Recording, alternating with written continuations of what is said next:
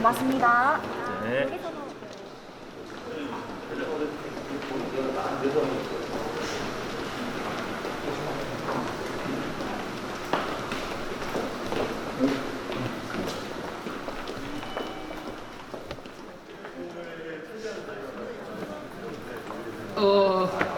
잘 되는데요. 좋은 아침입니다. 설명 부탁드립니다.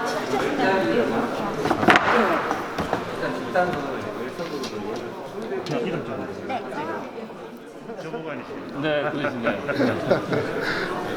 아니, 오셨어요? 예, 예. 알겠습니다. 네. 이번에 회장님 그 제주도에서 또 되게 크잖아요.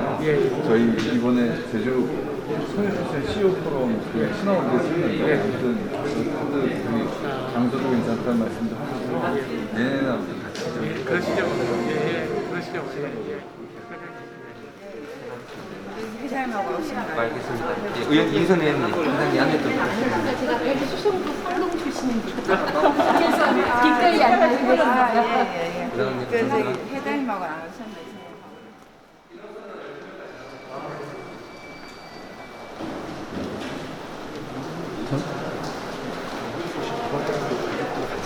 예.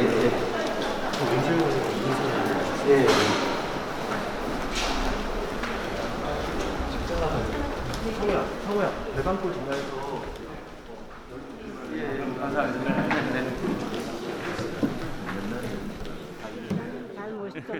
우리하고는 저하고는 깊은 관계 깊습니다. 그러게요. 별도로 개인적으로 만나게 됐고요. 네, 이름도 하고 있고 제 이름은 서수입니다. 근데 내가 뭐 전에부터 양문이라고 나고 제가 잘 가니까. 대단하시네요.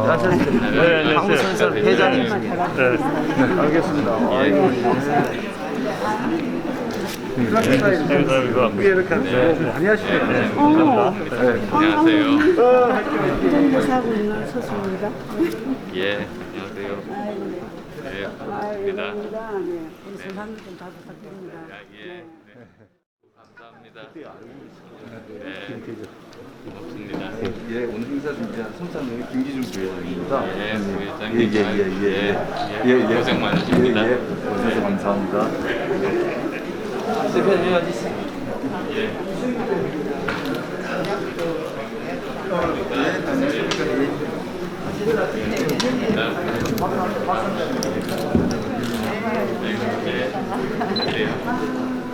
그러네, 맞아. 예, 그런 얘기. 예, 그렇죠. 반갑습니다. 예. 제주도 행사 잘 끝나셨죠? 네, 뭐 바쁘시듯 내려와 주셔가지고 한 말씀해 주시고 그래가지고 뭐 산업계 있는 저 대표들이 되게 뭐 힘을 들었어요. 예. 또 대구에서도 많이 왔는데 예. 작품 피해가지고. 좋아하시나.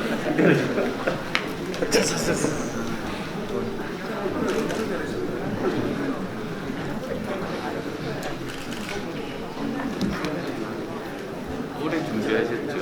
예. 대구현실이고 대구 시국장한테 부동산을 좀 많이 해서 우리를 옛날에 먹여 살리고 이제 4차 산업혁명 때 먹여 살리고 또 계시는구나. 아이고 오셨습니까? 반갑습니다.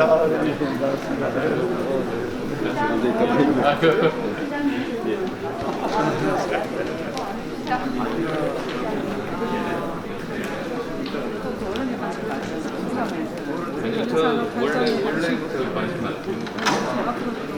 원래 소부장은 전부 저기 IP 생산하는데 사실은 그렇지 않거든요. 섬유 소재가 굉장히 중요한 소재인데 미래 산업에 4차 산업혁명 친밀하는 그게 상품이겠죠. 끼는 거 아니겠지? 예, 고맙습니다. 저희 애들이 제일 좋아하시는 예, 아이고, 예, 안녕하십니까. 아, 저도 장국대학교에 있었는데 오늘 좀 주무시고 가셔야 되는데 벌써 많이 뭐 아, 하셔가지고 저희가 좀 대접도 소홀하신 것 같고 찍고만 가. 저기 김 대표님 예. 말씀을 하셔야 한 말씀 하세요. 아, 예, 알겠습니다. 예. 김하영입니다. 바쁘신 가운데 오늘 창립식 및 정책 포럼에 참석해주신 내빈 여러분과 토론자 그리고 관계자분들께 감사드립니다. 오늘 정책 포럼은 지속가능한 미래 산업으로의 섬유산업 인식 전환과 글로벌 경쟁력 대구를 위한 섬유산업 발전 방안을 논의하고 섬유산업의 건강한 발전을 도모하기 위해 가감없이 토론하는 자리입니다. 식견이 깊으신 교수님들과 기업 전문가분들, 정부 관계자분들도 모셨으니 끝까지 함께해 주시면 고맙겠습니다. 그럼 지금부터 국회 홍석준 의원실에서 주최하고 한국섬유산업연합회가 주최하는 국회 섬유산업혁신포럼 창립식 및 정책포럼을 시작하겠습니다. 먼저 국민의례가 있겠습니다. 모두 자리에서 일어나 국기를 향해 주시기 바랍니다. 충성을 다할 것을 굳게 다짐합니다.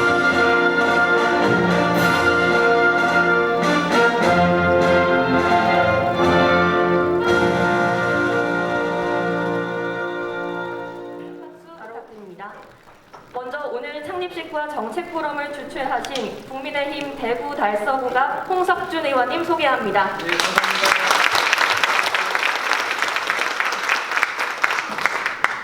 다음은 오늘 정책포럼을 주관하신 한국섬유산업연합회 이상훈 회장님 소개합니다.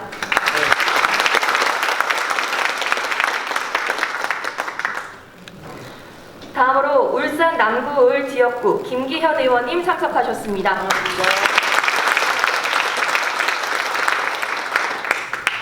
충남 아산시갑 이명수 의원님 참석하셨습니다.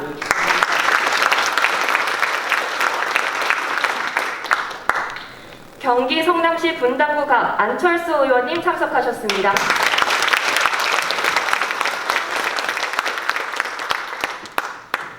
대구 달서구을 윤재호 의원님 참석하셨습니다. 허은하 의원님 참석하셨습니다. 대구 달서구병 김용판 의원님 참석하셨습니다.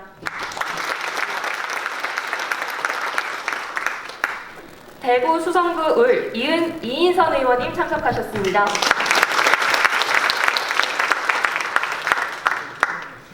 비례대표 조명희 의원님 참석하셨습니다.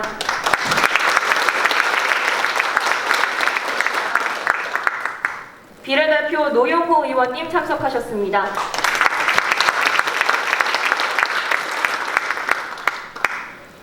다음으로 대구 경북 섬유산업연합회 조정문 회장님 참석하셨습니다.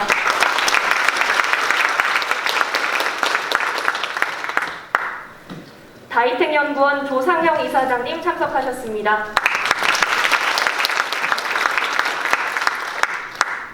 한국섬유산업연합회 김기준 부회장님 참석하셨습니다.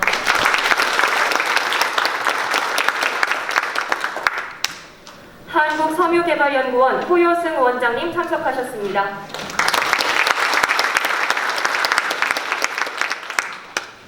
다이텍연구원 홍성무 원장님 참석하셨습니다.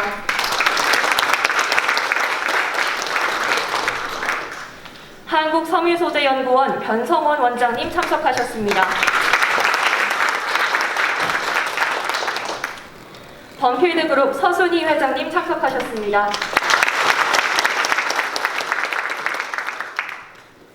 다음은 오늘 정책포럼을 주최하신 홍석준 의원님의 인사 말씀을 듣도록 하겠습니다. 감사의 말씀을 드립니다. 또 이상훈 회장님을 비롯한 여러 섬유기관 단체장 대표님들 이렇게 오늘 바쁘신데 참석해 주셔서 대단히 고맙습니다. 우리 대구는 잘 아시는 것처럼 과거부터 섬유 도시로 섬유의 메카였습니다. 그래서 우리 윤재옥 우리 의원님 비롯해서 우리 대구 경북의 많은 의원님들 참석해 주셨습니다. 그리고 사실 또 우리 김기현 또 원내대표님 같은 경우 울산신데 잘하신 것처럼 또 탄소 섬유의 고장이시고 또 그걸 활용한 여러 가지 또 어떤 자동차라든지 또 어떻게 보면 화섬 섬유의 소재라고 할 수 있는 어떤 석유화학의 메카로서 또 뗄래야 뗄 수 없는 그런 관계가 또 있으시고 또 우리 안철수 우리 대표님은 또 디지털 섬유 내지는 또 소부장 이런 데 평소부터 관심이 많으셔서 오늘 참석하게 되셨습니다. 우리 이명수 또 의원님께서도 오랫동안 이 분야에 많은 관심을 갖고 계셔서 참석해 주셔서 대단히 감사드립니다. 잘 아신 것처럼 인류 역사에 섬유는 과거부터 뗄래야 뗄 수 없는 관계였고 특히 산업혁명을 이끈 맨체스터가 잘 아시는 것처럼 섬유 산업으로 시작했습니다. 우리나라 역시 산업화를 이끈 기초가 섬유 산업이면 잘 아실 겁니다. 제가 얼마 한 1년 반 전에 우리 대구의 과거 한 10위권 섬유 회사였던 가벌이라는 회사 이제 사장님 사무실에 갔었습니다. 그 사무실에서 수출 폐를 봤는데 1981년도에 1억 불 수출 이 폐를 봤습니다. 잘 아시겠지만 1977년도에 우리나라가 100억 불 수출을 했습니다. 그래서 1970년대까지만 하더라도 우리나라 수출의 절반 이상을 섬유가 담당했다고 하는 말이 이게 과장이 아닌 거라 하는 것을 느꼈습니다. 그것뿐만이 아니라 지금 한국의 대표적인 기업들 삼성, 대우, 효성, 코롱 등등이 잘 아시는 것처럼 섬유로 시작을 했습니다. 그런데 그럼에도 불구하고 현재 섬유는 사실은 좀 저는 평가절하되는 면이 많다고 생각을 합니다. 그 이유는 첫 번째로 섬유 통계가 지금 현재 좀 문제가 있습니다. 즉 섬유 전통적인 섬유만 지금 통계로 잡히고 탄소 섬유라든지 이런 것을 활용한 것들은 보면 자동차, 로켓, 항공기 등등의 어떤 부품으로 활용이 되고 있는데 이런 신산업, 첨단 산업에 관련된 통계는 섬유에 지금 통계로 잡히고 있지 않습니다. 두 번째 이유는 90년대 말부터 우리나라 정부에서 섬유를 사양산업으로 규정을 하고 당시만 하더라도 산업부에 섬유 담당국이 있었는데 그 이후로 바로 이제 축소가 되고 그것도 모자라서 지금은 산업부에 섬유 나노과 그래서 다른 기능하고 같이 붙어 있을 정도로 굉장히 국가적 관심사도 떨어진 그런 상황입니다. 그래서 저는 대구 출신 국회의원으로서 우리나라에서 아직까지도 여전히 갖고 있는 섬유 산업의 중요성, 더 나아가서는 소부장으로 비롯한 소재 부품의 핵심 역할을 해야 되는 섬유 산업을 위해서 좀 더 국가에서 특히 국회에서 좀 관심을 많이 가져야 되겠다. 그걸 통해서 우리 섬유 산업이 앞으로 나가야 될 방향을 제시를 하고 그리고 국민들의 관심, 정부의 관심을 끌어야 되겠다는 생각으로 이번 포럼을 창립하게 되었습니다. 앞으로 이번 포럼의 지속적인 그리고 효율적인 개최와 운영을 통해서 우리나라 대한민국의 섬유 산업이 나아가야 될 방향이 많이 제시될 것으로 확신을 합니다. 다시 한번 오늘 저와 같이 포럼을 준비하신 우리 이상훈 회장님을 비롯해서 우리 안철수 대표님 그리고 우리 회원에 참석하시는 우리 김기현 대표님을 비롯한 여러 국회의원님들과 참석하신 모든 섬유 관련된 대표님들, 기관장님들께 감사의 말씀드립니다. 고맙습니다.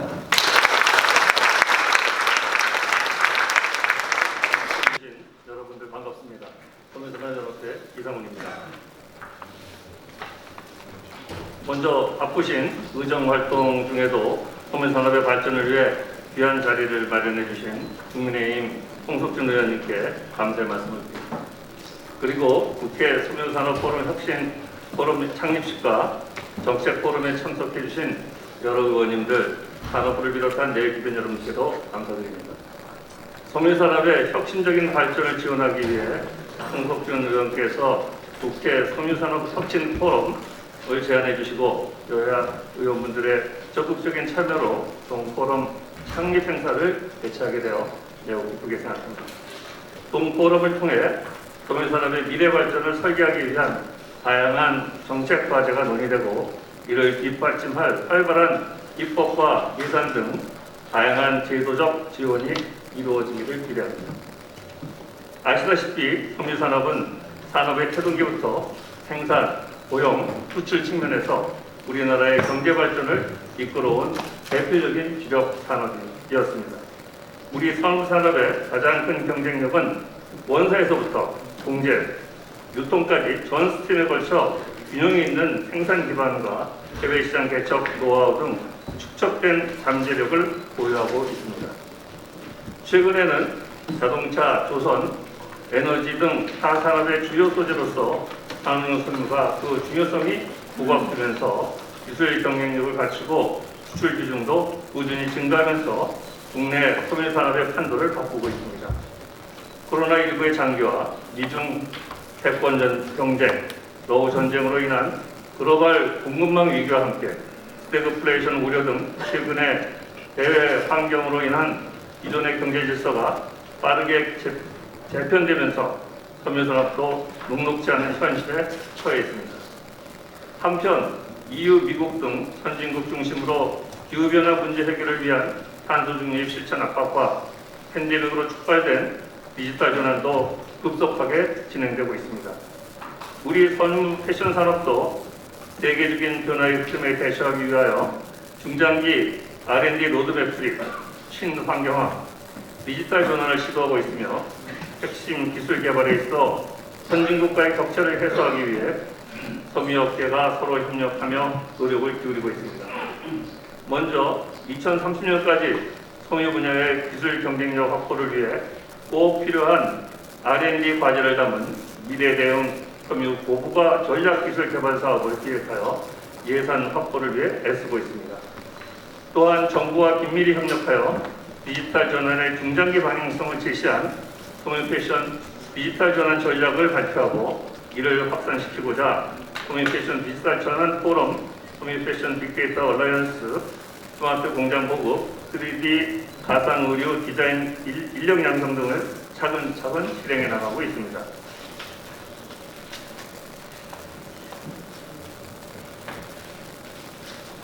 하반기에는 글로벌 친환경 섬유 수요 증가와 ESG 경영, 탄소 중립 등 글로벌 이슈에 대응할 수 있도록 친환경 섬유 발전 전략도 준비하고 있습니다.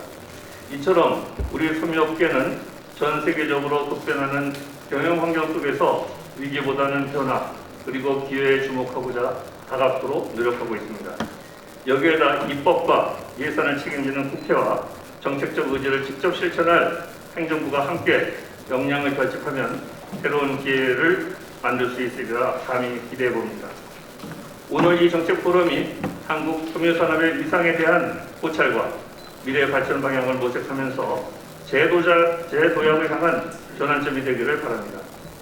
끝으로 바쁘신 가운데 참석하여 행사를 지내주신 내 기분 여러분께 다시 한번 감사 말씀을 드리며 앞으로도 섬유 패션 산업에 대한 지속적인 애정과 관심을 부탁드립니다. 감사합니다.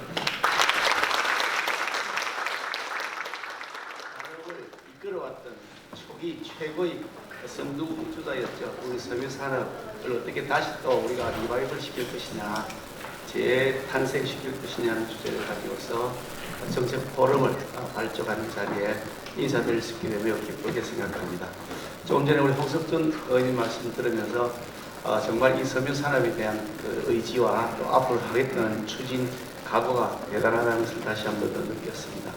제가 이게 발견한 홍석준 의원님 반짝반짝 빛나는 보석 같은 분이다.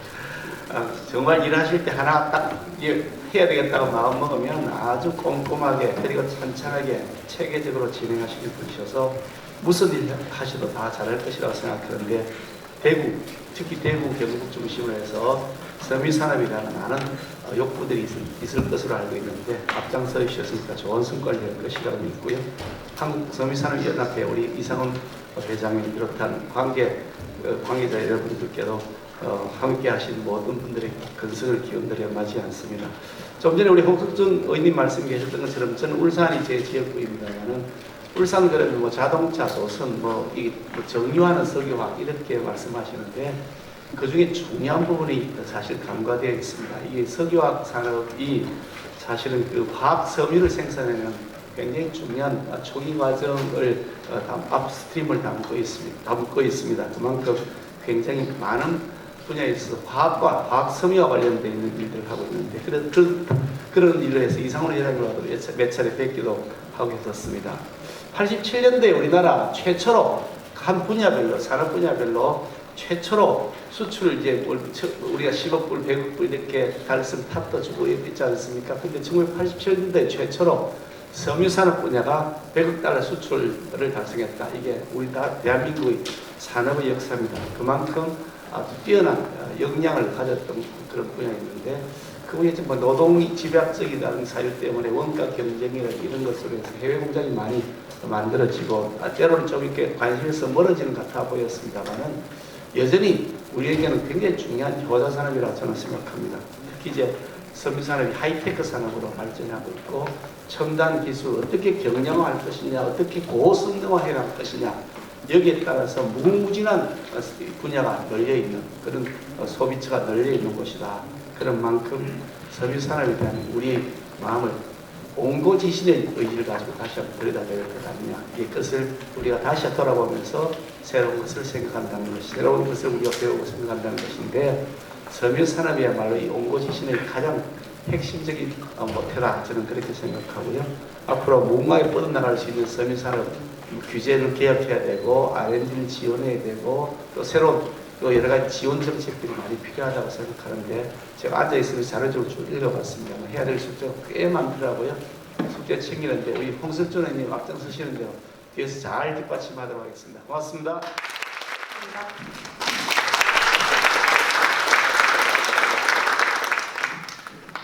저는 마라톤 합니다. 한지 얼마 안 됐습니다. 10km 처음 이제 완주한 게 2018년 4년 전이고 이제 2019년에 하프 거쳐서 풀코스 그렇게 뛰고 지금도 저희 지역에 단천이 있습니다. 단천을 통해 가지고 주말마다 한 10에서 20km 그렇게 뛰고 있습니다. 근데 바로 그 4년 동안 달리기 운동복의 발전이 특히 이제 그 섬유 소재 발전이 정말로 놀랍습니다. 경탄할 그런 지경입니다. 제 기억에 처음에는 한번 달리면 땀이 흠뻑 젖더라고요. 폴리에스터인데도 불구하고. 근데 그 다음에 돼서 새로 샀더니 땀이 젖지를 않아요. 그냥 이렇게 증발해서 나가는 겁니다. 그리고 매년 무게도 굉장히 아주 가벼워지고 그 다음에 또 최근에 제가 또 좋아하는 러닝 운동복 중에 하나는 체온을 낮춰줍니다. 섬유 자체가 만지면 차갑더라고요. 굉장히 시원해서 이 여름에 달릴 때 정말 꼭 필수품이 됐습니다. 그래서 이 섬유 소재의 발전 혁신이라는 것이 정말 가속도가 붙은 것 같습니다. 1년 1년이 틀리게 이렇게 나날이 빨리빨리 발전하는 걸 보면서 참 경탄을 합니다. 홍석준 의원께서도 말씀하셨지만 소부장 그 말 아실 겁니다. 소재, 부품, 장비 산업, 즉 대부분은 그 IT 산업 분야에서의 뿌리 산업에 해당되는 그런 부분들이거든요. 아무리 4차 산업혁명 시대라고 해도 이 뿌리 산업 경쟁력 이것이 사실은 아주 원천 기술에 해당합니다. 이것을 가지고 있어야만 4차 산업혁명 시대에서도 경쟁력을 확보할 수 있고 또 부가가치도 훨씬 더 많이 우리가 가질 수가 있는데 이 소재 중에서도 정말로 중요한 게 바로 이 섬유 소재죠. 그래서 이 섬유 소재는 과거에 우리나라를 먹여 살렸고 앞으로 4차 산업혁명 시대에 우리를 먹여 살릴 수 있는 정말로 중요한 미래 먹거리 그리고 또 미래 일자리를 제공해주는 산업이다. 저는 그렇게 예전부터 확신해 왔습니다. 제가 참석해서 처음에는 안철수가 무슨 관련이 있어서 여기 왔지? 하고 생각하시는 분들도 계셨을 것 같은데요. 이런 연유입니다. 정말로 중요한 이 부분에 대해서 대한민국이 경쟁력을 가지는 것, 그것이 우리가 앞으로 우리 후손들이 앞으로 살아가야 될 대한민국이 발전하는 데 필수적이다. 저는 그런 믿음을 가지고 있습니다. 그래서 홍석준 의원님께 다시 한 번 더 감사드리고 이 포럼 창립을 계기로 해서 정말로 중요한 그런 부분들, 제도들 그리고 또 지원들, R&D들 제대로 잘 정비되는 그런 계기가 되었으면 하는 바람입니다. 네, 고맙습니다. 내빈 여러분과 발제자, 패널 여러분을 모시고 기념 촬영 시간을 갖도록 하겠습니다. 오늘 참석해주신 내빈 및 토론자분들은 모두 현수막 앞으로 나와주시기 바랍니다. 섬유산업 발전!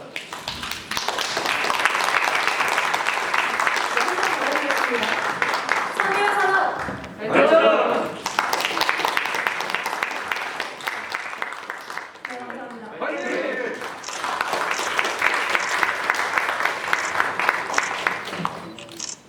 네, 주제 발표는 산업연구원 박훈 연구위원께서 발표해 주시겠습니다. 그리고 패널 토의를 위해 오늘 5분의 분야별 전문가를 모셨습니다. 산업통상자원부 섬유탄소나노과 송주호 과장님 모셨습니다. 다이텍연구원 조상영 이사장님 모셨습니다. BYN 블랙야크 김정회 상무님 모셨습니다. 코오롱 인더스트리 이동훈 수석연구원님 모셨습니다. 한국생산기술연구원 임대영 수석연구원님 모셨습니다. 그럼 한국섬유산업의 위상과 미래 발전 방안이라는 주제로 산업연구원 박훈 연구위원의 발표를 청해 듣도록 하겠습니다. 박수로 맞이해 주시기 바랍니다. 적인 성장을 겪으면서 지금 최근처럼 이렇게 어려운 시기는 없었던 것 같습니다. 이런 어려운 시기를 잘 극복해 보자는 취지에서 오늘 정책 포럼을 주최해 주신 홍석준 의원님께 먼저 감사의 말씀을 드립니다. 제가 오늘 발표할 주제는 한국 섬유산업 위상과 미래 발전 방안입니다. 그래서 크게 4 주제로 이 발표를 하겠습니다.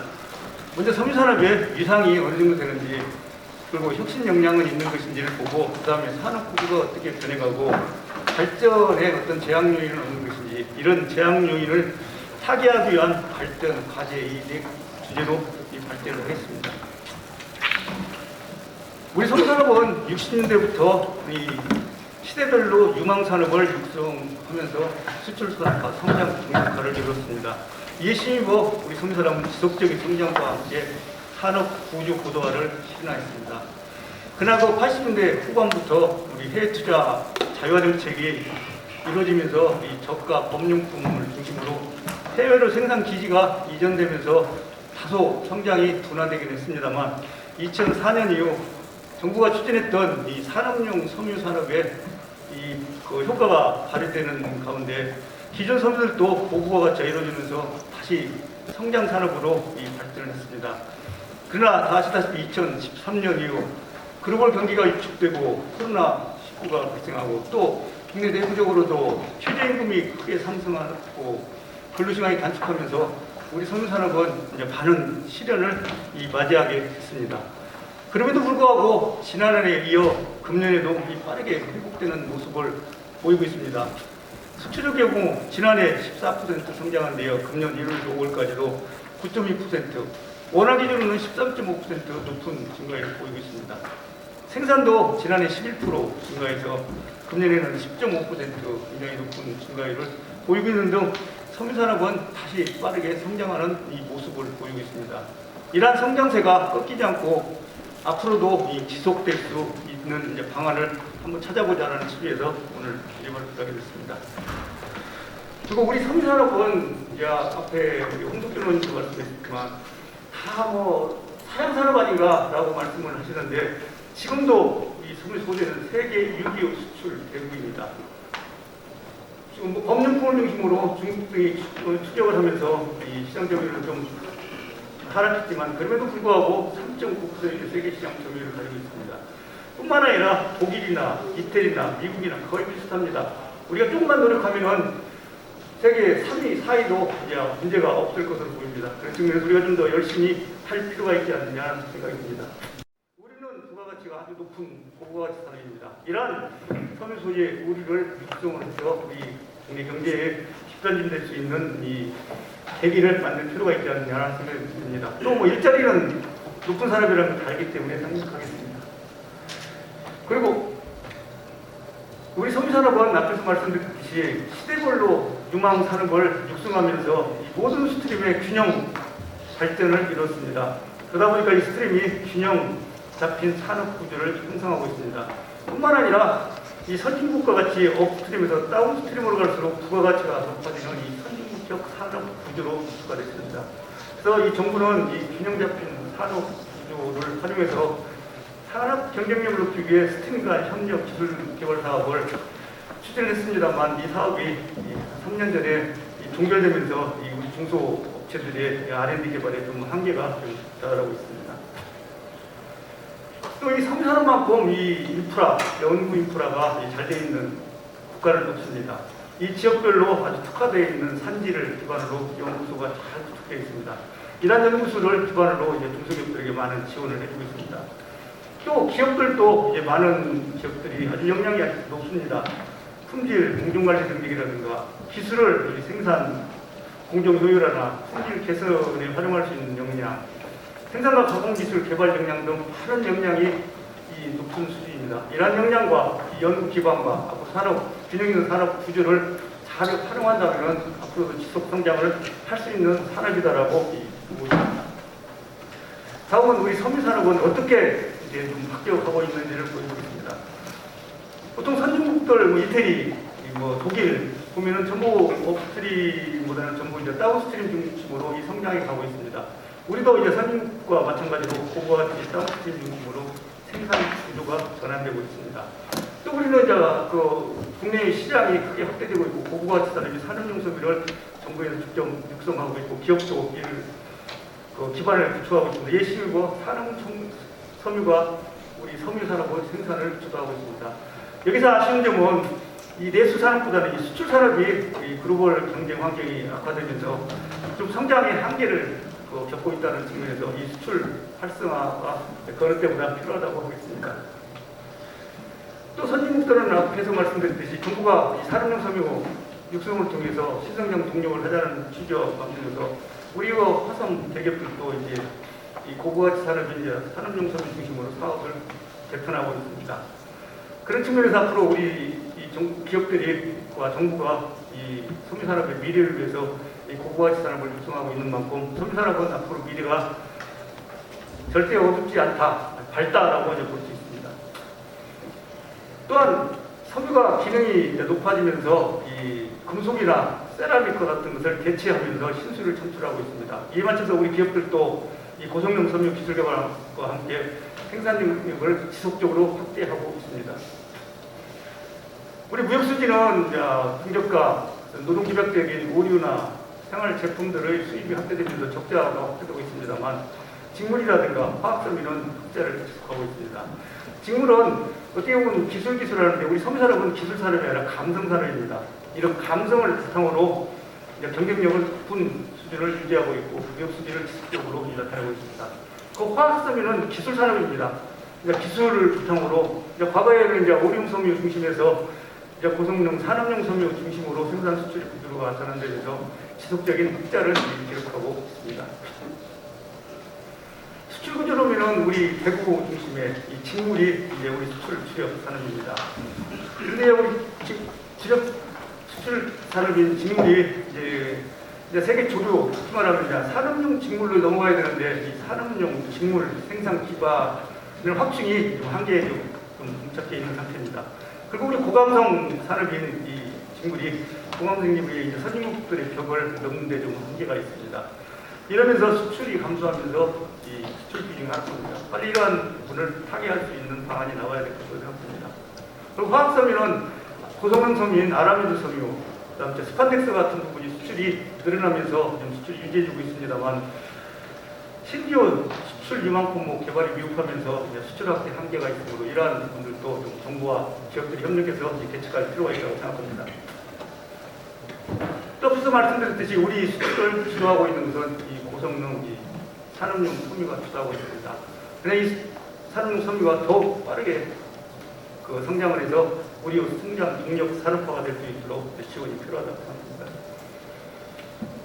수입은 이 해외에서 중저가 오류를 중심으로 수입이 이제 늘어나고 있습니다. 직무를 보시다시피 직무는 수익금이 와도 매우 적습니다. 어떻게 보면 우리 직물이 경쟁력이 높기 때문에 그렇습니다. 근데 앞에서 말씀드렸듯이 직물 산업용 섬유 생산 기반이 구축되지 못하다 보니까 부직포라든가 산업용 직물 중심으로 수입이 늘어나고 있기 때문에 이에 대한 대처가 필요하다고 생각합니다.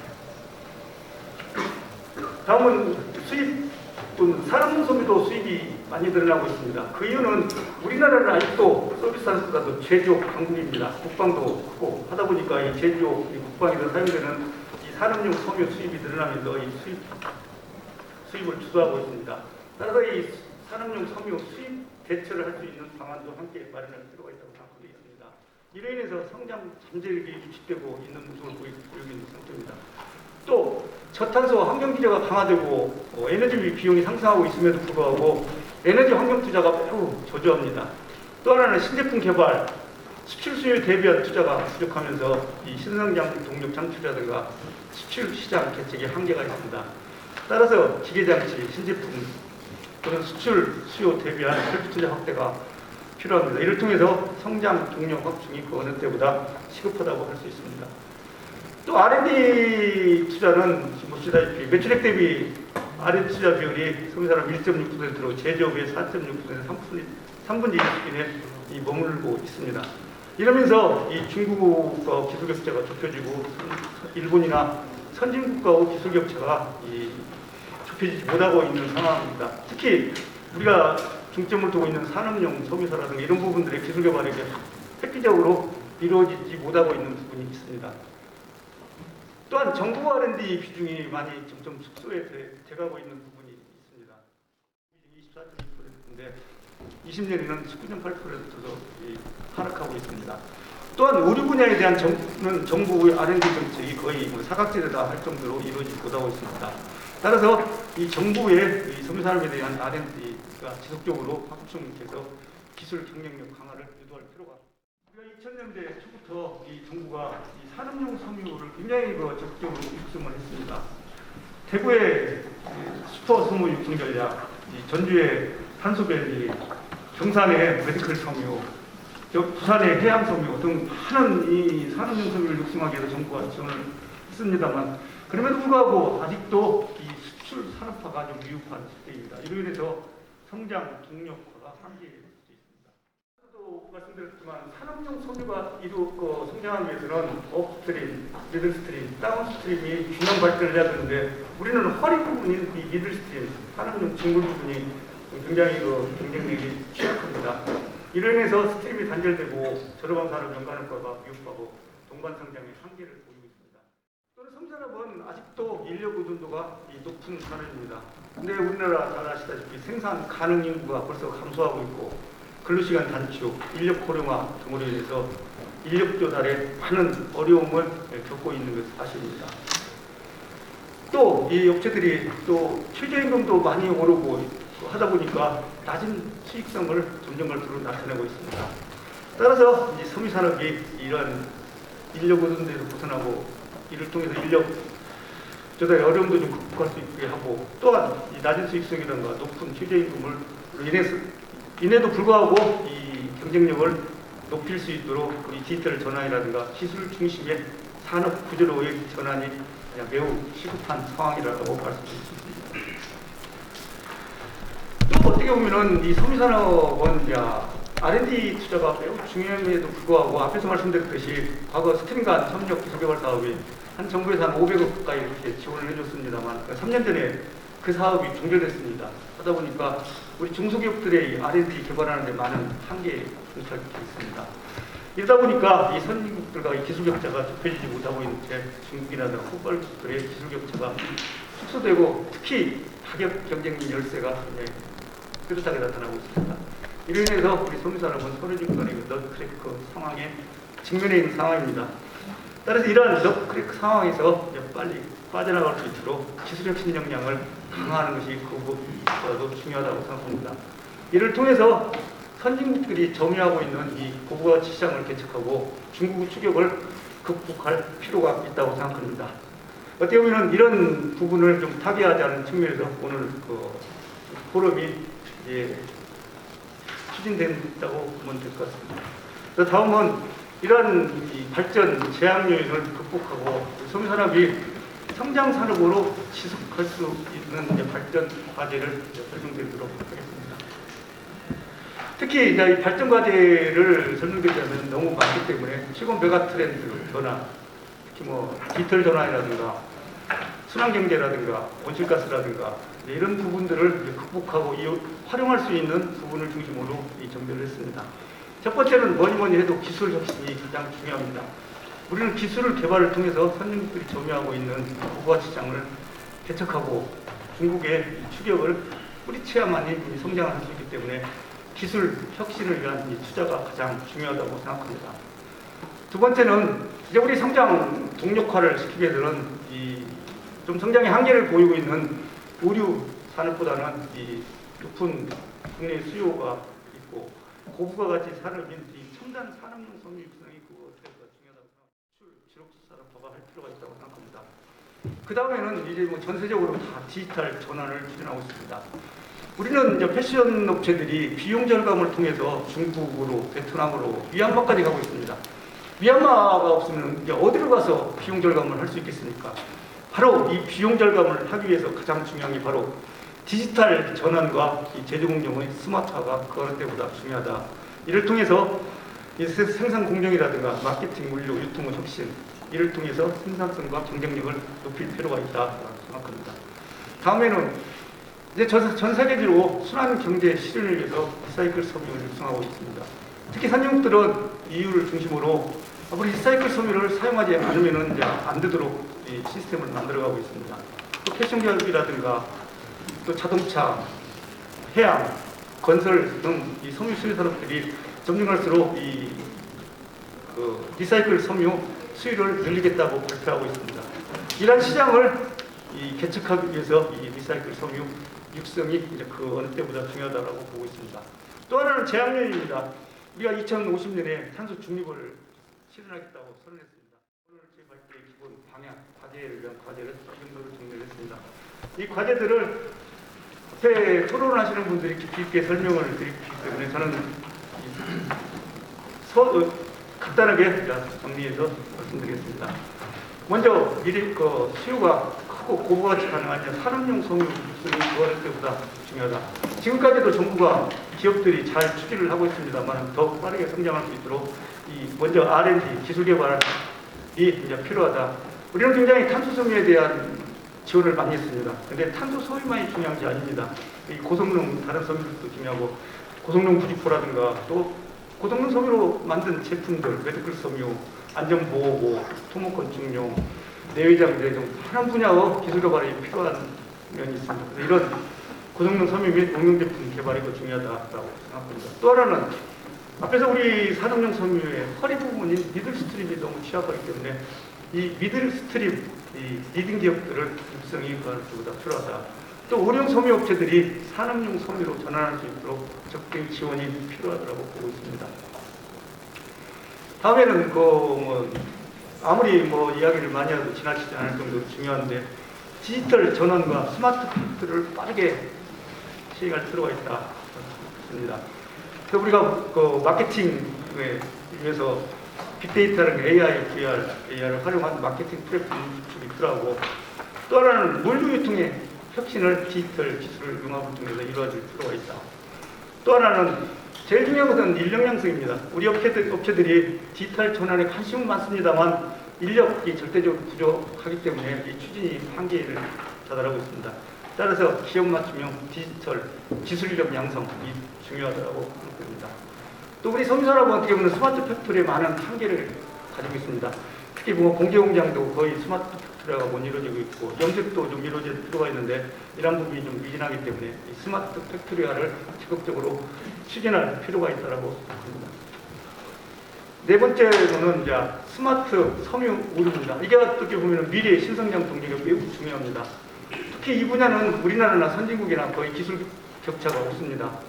뿐만 아니라 우리나라는 세계 최고의 IT 기술을 보유하고 있는 국가입니다. 이러한 최고 IT 기술을 활용해서 이 스마트 의료 섬유 개발을 통해서 신성장 동력화가 어느 때보다 필요하다고 할 수 있습니다.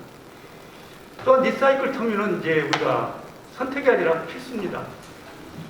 유럽 같은 나라는 이 환경 문제와 이 무역을 연계시키고 있습니다.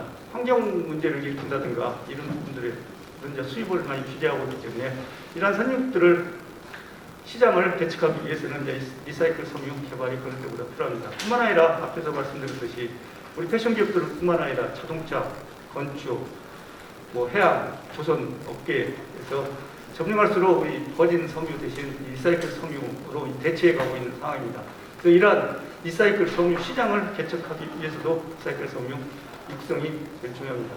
지금 우리뿐만 아니라 전 세계적으로 리사이클 섬유하면 대부분이 물리적 재활용을 하고 있습니다만 그건 범용입니다. 이 고가치 리사이클 섬유를 위해서는 바로 이 화학적 재활용 기술이 그 어느 때보다 필요합니다.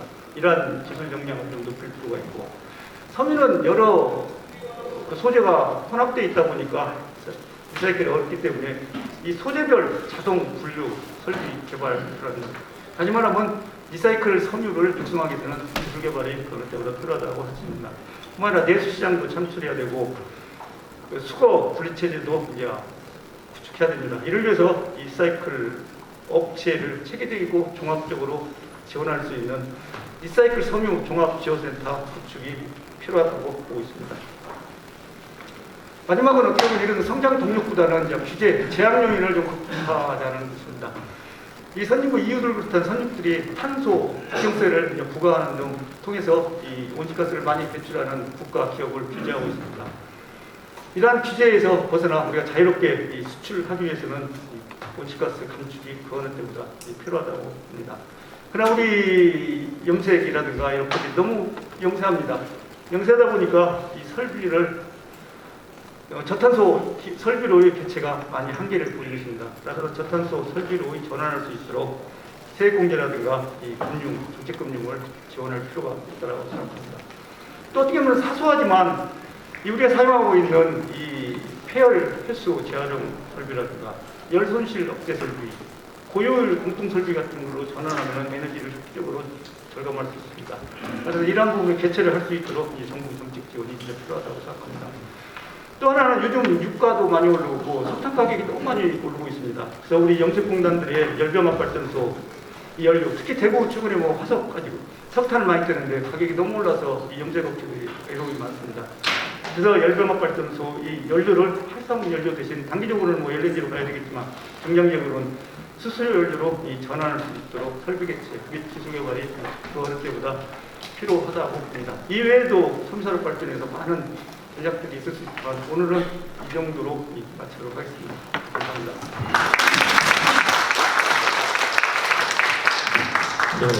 박훈 연구위원님 발표 감사합니다. 보통 이 패널 토의, 이 포럼에서의 토의는 이 다른 의견을 가지신 분들이 이렇게 서로 토론을 하심으로써 그 관심을 고조하고 또 뭔가 결론을 내는 그런 방향으로 토론을 이끌어왔는데요. 그러하셔도 되지 않을까 싶습니다. 예, 사실 이런 일들을 진행하는 데 있어서 가장 많이 고민을 하시는 분이 바로 산업부의 주무과장님이 아니실까 싶어요. 그래서 첫 번째로 송조 과장님 오늘 발표를 들으시고 또 정부 입장에서는 어떠한 의지와 또 어떠한 생각을 가지고 계신지 먼저 의견을 드렸으면 합니다. 네, 산업통상자부 섬유탄소나노과장 송조입니다. 먼저 우리 섬유 패션 산업 발전을 위해서 모색해 볼 수 있는 좋은 자리를 마련해 주신 홍석천 의원님께 감사드리는 말씀드립니다. 앞서 저 말씀들을 많이 하신 것처럼 섬유 패션 산업은 70년대, 80년대 우리 경제 성장이 이끌 주력 산업이었습니다. 다 아시는 것처럼 현재 이제 반도체나 이런 것을 생산한 업체들이 삼성이나 SK인데 그 회사들이 다 모태가 아시는 것처럼 섬유에서 시작되었다는 것은 섬유에서 시작되었습니다. 그리고 현재 섬유 패션 산업은 그 고용탄이 27만 명이고 여전히 생산이 한 37조 원 돼서 김기현 의원님이 말씀하신 것처럼 여전히 우리 경제에서 효자 산업 노릇을 하고 있다 이렇게 좀 말씀드리고 싶습니다. 다만 좀 이제 아쉬운 것은 앞서 발표하신 것처럼 우리 소녀 패션 산업이 번영이나 의료용 중심의 그 산업 구조를 갖고 있기 때문에 게다가 이제 글로벌 패션 브랜드가 없습니다. 그래서 원가 경쟁력으로 저희가 원가 싸움을 해야 되는데요. 그러다 보니까 이제 생산 시설을 중국이나 동남아 이런 쪽으로 이전을 하면서 국내 생산 기반이 좀 약화되고 좀 밀감이 좀 부족한 그런 애로사항이 있습니다. 하지만은 잘 아시는 것처럼 저는 섬유 패션 분야 쪽에 미래라든가 성장 잠재력이 상당히 좋다 이렇게 좀 말씀드리고 싶습니다.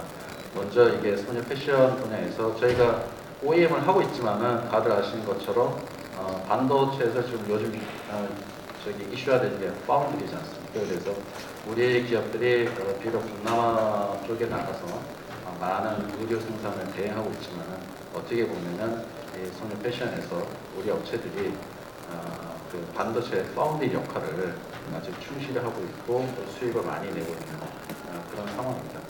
또한 이제 말씀하신 것처럼 기능성 섬유, 스판덱스라든가 그다음에 저염적 섬유에서는 세계 2위 시장 점유율을 달리고 있고, 그래 말씀하신 것처럼 산업용 섬유죠. 탄소 섬유라든가 아라미드 같은 경우에도 저희가 양산에 성공해서 지금 잘 판매를 하고 있는 것으로 알고 있습니다.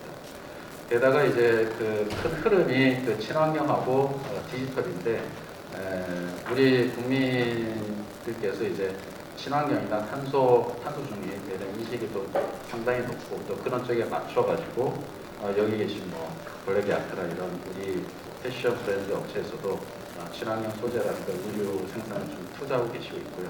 그 다음에 디지털 관련돼서도 이미 안철수 의원님 보신 것처럼 디지털 역량은 우리나라가 다른 나라에 견주어도 선세기업이라는 그런 1등을 달리고 있습니다.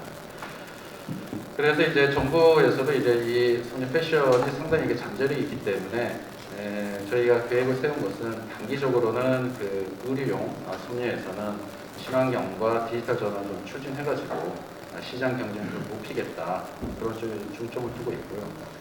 중장기적으로는 아까 말씀드린 것처럼 이제 브랜드가 없는데 글로벌 브랜드 창출과 함께 선진국은 이제 고가치 산업용 섬유가 비중이 높지 않습니까? 그래서 산업 구조를 산업용 섬유 비중 높도록 그런 쪽으로 전환을 해 나가려고 하고 있습니다.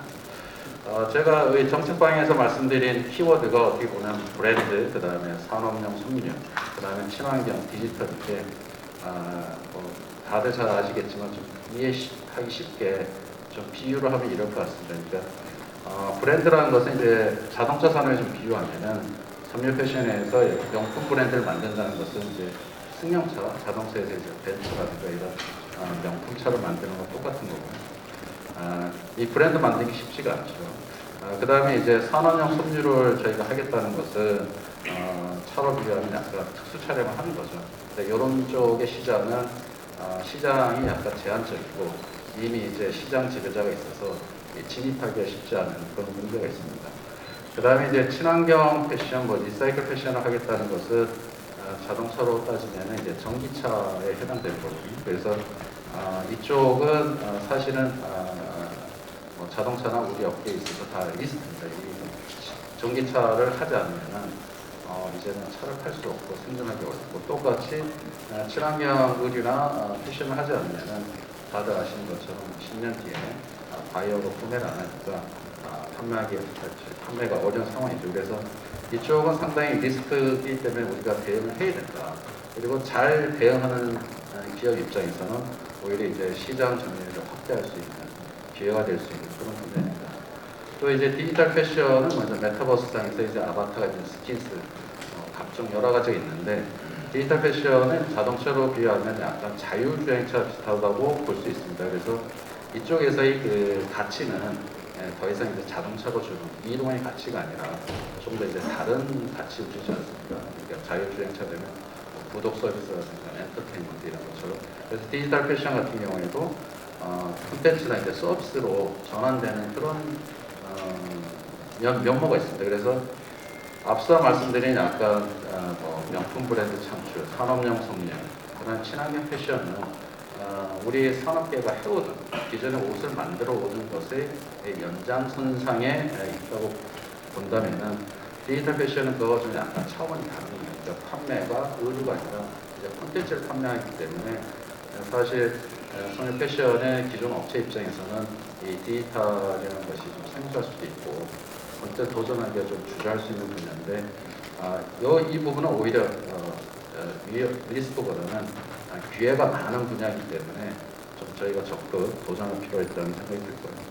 그 다음에 이제 최근에 뭐 현대차나 이런 데서 프라임카를 하겠다고 그러는데 옷에 비유한다면 요거는 이제 차의 어떤 기능이 좀 강화되고 영역이 좀 확장되는 건데 옷으로 비유하면 제 생각에는 스마트웨어에 해당될 것 같습니다. 그래서 좀 이해하기 쉽게 패션하고 차를 좀 이렇게 비교하면서 친환경이라든가 디지털 전환 트렌드에 대해서 어떻게 바뀌고 대응해야 되는지에 대해서 좀 말씀드렸습니다. 그래서 이런 그 변화에 맞춰가지고 이제 산업부 정부 입장에서는 성일 패션 디지털 전환 전략을 올해 2월달에 발표하고 지금 이행 중에 있고요. 그 다음에 성일 패션 쪽에 이제 친환경하고 저탄소화도 중요하기 때문에 관련된 전략을 마련해서 하반기에 좀 발표하도록 하겠습니다. 그리고 이제 그 남아있는 그 주요 일정 중에 저희가 DX, 디지털 전환 관련돼 가지고 주요 일정을 좀 하반기에 말씀드리면은 디지털 패션이죠. 그 제작을 저희가 5월달에 발표를 했고 제작 발표를 가졌고 11월달에 이제 론칭 행사를 가졌거든요. 그래서 디지털 패션 론칭 행사 때에는 그 디지털 이미지를 가지고 자기가 입은 것처럼 사진 찍어서 SNS에 올릴 수도 있고 그 디지털 이미지에 대해서 NFT로 이제 사고팔 수 있는 판매도 할 수 있고요. 그 디지털 이미지를 다시 이제 생산과 연계해서 실물도 이제 만들어서 선보일 예정입니다. 저희가 좀 추가적으로 좀 이게 IT 업체하고 좀 논의하고 싶은 거는 이 디지털 패션을 조금만 좀 활용하면은 개인 맞춤형 패션이 이렇게 완성체가 될 수도 있다는 생각을 좀 하고 있습니다. 왜냐면은 이 디지털 패션을 클로 소프트웨어 만들면은 그 이미지뿐만 아니라 거기에 그 패턴 정보가 다 들어가 있고 그래서 저희가 그 모바일 쇼핑이죠. 거기서 디지털 패션을 산 다음에 그 정보를 또 우리 재단이나 이런 재단사 쪽에 앱에서 연결을 시켜서 우리의 카카오 택시 부르는처럼 그 정보를 그 재단사 쪽에 줄 겁니다. 그러면 그 재단사 쪽에서는 디지털 이미지의 패턴 정보가 다 있기 때문에 맞춤형 옷을 만들 수 있습니다. 그래서 옷의 사이즈가 중요한데 그 사이즈는 산업부에서 그 사이즈 코리아를 하면서 이게 신체 치수 측정하고 있지 않습니까? 그래서 그 정보를 개인이 하나씩 갖고 있고 그 정보하고 디지털 이미지 패션을 결합해서 재단사 쪽에 던지면은 그 재단사에서 맞춤형으로 옷을 만들 수 있기 때문에 기술적으로는 일단 개념적으로 큰 무리가 없을 것 같은데 이런 것도 한번 가능한지를 저희가 IT 업계와 시도를 해보려고 해요. 그래서 만약에 이런 게 체제가 구현되면은 아마 저기 성역 패션이나 유통이라든가 제작이 있어서 조금 획기적인 완전 좀 다른 그런 쪽으로 좀 갈 것 같습니다. 그 다음에 이런 그 디지털 패션의 이제 제작을 하고 마음껏 좀 창업할 수 있도록 저희가 일명 패션 테크 클러스터 조성 사업을 하고 있는데 이 안이 지금 딜로이트에다가 용역을 줬고 한 9월 말쯤에 나올 겁니다. 9월 말 정도 나오면은 이 패션 테크 클러스터를 어디다 이제 구축할 것인지 여러 지자체하고 좀 협의한 다음에 선정해서 추진할 계획이고요. 아까 말씀드린 것처럼 하반기에 또 친환경하고 저탄소 관련된 전략을 수립해서 발표할 예정입니다. 제가 뭐 이 일을 하면서 좀 느낀 것은 의원님께서 말씀하신 것처럼 섬유 패션의 그 성장 전제력이 상당히 무궁무진하고 비즈니스 기회도 하나하나 알고 보면 상당히 많은데 개인적인 바람은 이런 쪽에 좀 투자가 좀 많이 이루어졌으면 좋겠다는 생각입니다. 과장님 말씀 감사합니다. 전반적인 섬유산업, 섬유패션 산업의 그 정책 방향에 대해서 말씀해 주셨고요. 이미 4개의 키워드로 정리를 해주셨는데 블렌드, 산업용, 친환경, 디지털. 특별히 이 상반기의 디지털 전환에 대해서 그동안에 이제 그 구체적인 일정에 대한 거 얘기해 주셨고 하반기 계획도 얘기해 주셨습니다. 들어보셔서 아시겠지만 사실 디지털 전환이라고 하는 게 요즘 굉장히 중요한 화두 중 하나 아니겠습니까?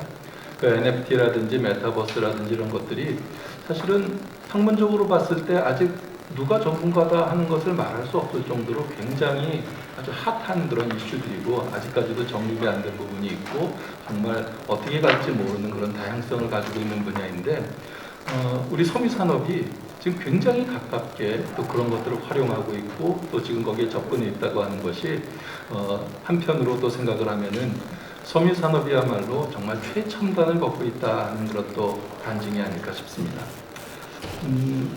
아까 우리 홍석준 의원님 말씀하신 것처럼 대구는 우리나라 섬유산업의 메카라는 것에 대해서 아무도 부인하지 않을 것입니다. 그렇기 때문에 오늘 이 포럼에 대해서도 특별히 더 많은 관심을 가지고 계실 것 같은데요. 이 자리에 이제 다이텍연구원 조상영 이사장님 나오셨는데 이사장님은 이 포럼과 그리고 또 우리 섬유산업 발전에 대해서 발표하신 내용 안에 아주 일부분에 불과하고 그 안에 충분히 다 포함되어 있습니다. 또 그리고 송조 과장님이 섬유산업을 자동차하고 비교해 주셨는데 아주 잘쓰였고 아주 귀에 쏙쏙 들어왔습니다. 하지만 제가 발표할 내용은 대구 경북 섬유 기업은행 한 사람으로서 느끼는 바를 간단하게 제가 느낀 바대로 간략하게 말씀드리겠습니다. 우선 대구 경북의 섬유 현실은 섬유 수출은 전년 대비 약간 증가했습니다만 최근에 인플레이션 영향, 원가 상승 등으로 인해서 오다가 많이 줄고 있는 상황입니다. 특히 코로나19 진정세로 섬유업체 경기가 개선될 것으로 보였지만 우크라이나 사태, 글로벌 인플레이션 불안 등으로 인해서 원가 부담이 상당히 증가한 것이 현실인데 최근엔 다행인지 불행인지 환율이 1,300원 이상 올라가면서 저희 같은 수출 기업들한테는 그나마 좋은 어떤 역할을 좀 해주고 있는 것 같습니다. 이 안은 제가 생각하는 한국 섬유산업, 대구 섬유산업을 살기 위한 기술적, 정책적 제안을 말씀드려 보겠습니다. 우선 첫 번째는 첨단 소재 기술 확보입니다. 글로벌 패션 기업체가 모여서 환경 오염 문제 해결을 위해 노력하겠다고 공식 선언한 패션 팩트를 비롯해서 최근 업사이클, 리사이클 같은 폐섬유 의류의 재활용, 특히 리사이클 섬유 사용 확대나 생분해 섬유, 저탄소 공정 기술 등 친환경 섬유 소재가 섬유업계의 최고의 화두입니다. 지역별로는 경북에서는 폴리에스테를 중심으로 한 화학 재생 사업, 부산에는 나일론을 중심으로 한 폐음암을 활용한 나일론 재생 사업이 기반 구축과 기술 개발을 추진하고 있습니다. 이러한 섬유 산업의 국내 이슈 내용을 담아서 친환경 첨단 소재 디지털 중심으로 섬유 여타를 추진 중에 있는데 결과는 좀 더 지켜봐야 할 상황입니다. 국내 섬유 산업의 무역 수지는 의료용 중심에서 벗어나 산업용 중심으로 전환되고 있으나 대구는 여전히 의료용 섬유 생산 기업이 다수입니다. 특히 산업용 섬유는 업스트림, 원료 원산은 대기업을 중심으로 다운스트림은 중견기업을 중심으로 생산업체도 다수 포진되고 있고 지속적으로 성장 중입니다. 그러나 미들스트림은 중소기업의 역할인데 국내 생산 기반이 취약하고 경쟁력 또한 열세인 상황이라서 의료용 섬유업체가 산업용 섬유로 사업 전환 및 다변화를 할 수 있도록 유도하고 경쟁력을 확보할 필요가 있다고 보겠습니다. 두 번째는 현 상황 타격을 위해서는 디지털과 자동화를 통한 생산성 향상이 필수적이라고 봅니다. 제품 생산에서 출하까지 생산 공정을 자동화하고 생산 과정에서 도출된 데이터를 모니터링하고 실적 집계, 생산 계획 등을 디지털화하는 섬유 생산 공정의 디지털화와 자동화 설계나 제조 로봇 도입이 절실히 필요합니다. 특히 공정 디지털화하고 우선되어야 하는데 생산 설비에 센서를 장착하거나 자동화 장치, 로봇 도입 등을 위해서는 공장 내 공간이 확보되어야 합니다. 그러나 현재 대부분의 업체들이 공간이 부족한 상황이며 특히 대구 염색산업단지는 노후화와 업체 밀집으로 공간이 매우 부족한 상황입니다. 마지막으로 대구 염색산업단지는 특히 1979년부터 조성이 시작되어 80년대 대부분 주가 완료되었습니다. 섬유 염색 단일 업종 전문 단지로 오늘날에 이르러 산업 단지로서의 기본적으로 갖춰야 할 편의 시설, 복지 기반 시설 등이 부족한 상황입니다. 공장 부지가 협소하고 추가 확장에 난항이 있으며 창고 시설도 부족하여 노상의 임시 적재가 만연한 상황입니다. 예전에는 도시 외곽이었으나 현재는 도시 중심에 위치하고 있으며 악취 등 환경 및 관련 민원이 다수 발생하고 있는 상황입니다. 특히 열병합 발전소는 석탄으로 전기를 생산하는데 이 과정에서 황산화물, 질소산화물 등이 발생하며 허용 기준치보다는 낮으나 인근 일대로 퍼져나가면서 악취와 미세먼지 오염도 증가하고 민원도 많은 현실입니다. 공간 협소로 인해 사업체 확대 이전을 희망하는 기반시설 공유가 가능한 스트림이 같은 공간에 있는 것이 경제적이므로 개별 이전보다는 공단 전체 이전을 희망하는 기업 요구가 있습니다. 많습니다. 특히 현 정부 윤석열 대통령과 홍준표 대구시장이 각각 대통령 선거와 시장 선거에서 서대구 공단 이전을 공약으로 제시한 바 있습니다. 대구 공단 첨단화를 추진하고자 하나 그래서 저희 연구원 내진 기업 입장에서는 공단 이전에 대한 신뢰성 있는 타당성 검토 연구 용역 추진이 필요하다고 생각합니다. 특히 경북 분위군에 통합 신공항이 생기는데 그 인근에 염색 산단을 포함한 섬유산업단지를 첨단 섬유산업단지를 조성한다면 그 가능성이 충분하지 않을까 싶고 특히 그 과정에서 특히 열병합 발전이 이게 폐수나 폐열을 많이 생산하는데 여기 열병합 발전에는 여기 뭐 수소 발전이 있지만 수소 발전보다는 저는 조심스럽게 SMR을 소형 원자로를 활용해 보는 것도 검토해 볼 필요가 있다고 생각합니다. 전체적으로 마무리를 하자면 대구 지역의 재직 염색 가공 분야의 수십 년간 축적된 기술력과 생산 기반을 활용하여 산업용 섬유로 사업 전환을 추진하고 현재 구축하고 있는 화학 재생 섬유 기반 구축 인프라를 활용해 섬유 자원 순환 기술을 축적하고 대구 염색 공단 이전을 계기로 자동화, 디지털화, 첨단 설비를 확충한다면 대구 경북이 국내 첨단 섬유 산업의 중심지로 재도약할 수 있을 거라고 생각이 들고 더 크게는 한국 섬유 산업의 활성화의 밑거름이 될 것이라 생각합니다. 이상 하나 발표를 마치겠습니다. 우리 이사장님께서 대구 경북 섬유 산업의 또 현황에 대해서 말씀을 해주셨는데 많은 분들이 또 박수 쳐주시는 걸로 봐서는 큰 공감대를 형성하고 계신 게 아닌가 싶습니다. 이 대구 업체가 사실 오래전부터 의류 중심에서 산업용 섬유 중심으로의 전환을 시도했습니다. 그렇게 하지 않은 것이 아님에도 불구하고 현실적으로 아까 이사장님께서 지적하신 것처럼 미들 스트림이 약하다고 하는 것은 특별히 거기에 대구 지역의 많은 중소기업이 현실적으로 하고는 싶지만 그쪽으로 전환하기 힘든 그런 문제점들을 가지고 있기 때문에 아마 더 많이 거기에 공감해 주신 게 아닌가 싶습니다. 그리고 또 대구 지역의 섬유산업의 그 수건 사업이기도 한 대구 염색단지 얼마나 지금 어려운 상황인지 또 이것이 공단 이전을 얼마나 지금 갈급하게 원하고 계신지 또 거기에 대해서도 얘기를 해주셨는데요. 또 아마 같이 풀어야 될 숙제가 아닌가 싶습니다. 오늘 박훈 연구위원께서 발제해 주신 내용을 보면은 우리가 미래 섬유산업의 혁신을 위해서 5가지 이제 발전 과제를 제안을 하셨는데 정리를 해보면은 먼저 첨단 산업용 섬유, 그리고 디지털 전환, 스마트 팩토리 구성, 또 스마트 섬유, 또 스마트 의류의 개발, 리사이클, 그러니까 친환경의 이슈이죠. 그리고 탄소 중립까지. 크게 보면 5가지, 또 어떤 기술적인 이슈에서 보면 한 4가지로 정리를 할 수 있을 것 같은데 이러한 그 의견에 대해서 기업의 의견이 굉장히 중요할 것 같습니다. 오늘 여기 이제 기업에서는 2곳에서 나오셨는데 먼저 우리 김정혜 상무님 지속하고 있습니다. 그 중에서 저희는 지금 여러 가지 R&D 투자를 하고 있지만 현재 친환경 그 섬유에 대한 부분들을 좀 집중적으로 진행하고 있습니다.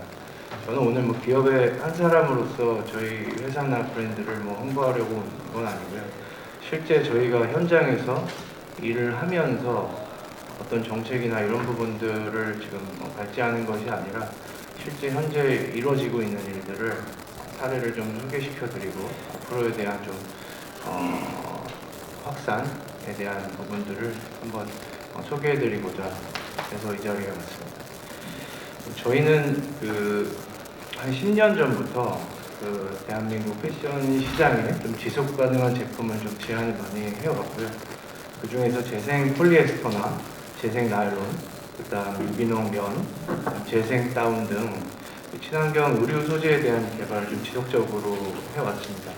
특히 재활용 폴리에스터 소재의 대부분의 원료가 중국이나 일본, 대만에 대해서 수입을 하고 있는 부분에 착안하여서 저희 국내 페트병을 재활용하고 이를 이제 고부가 가치 원사로 개발하는 것을 약 4년 전부터 좀 시작을 했고요.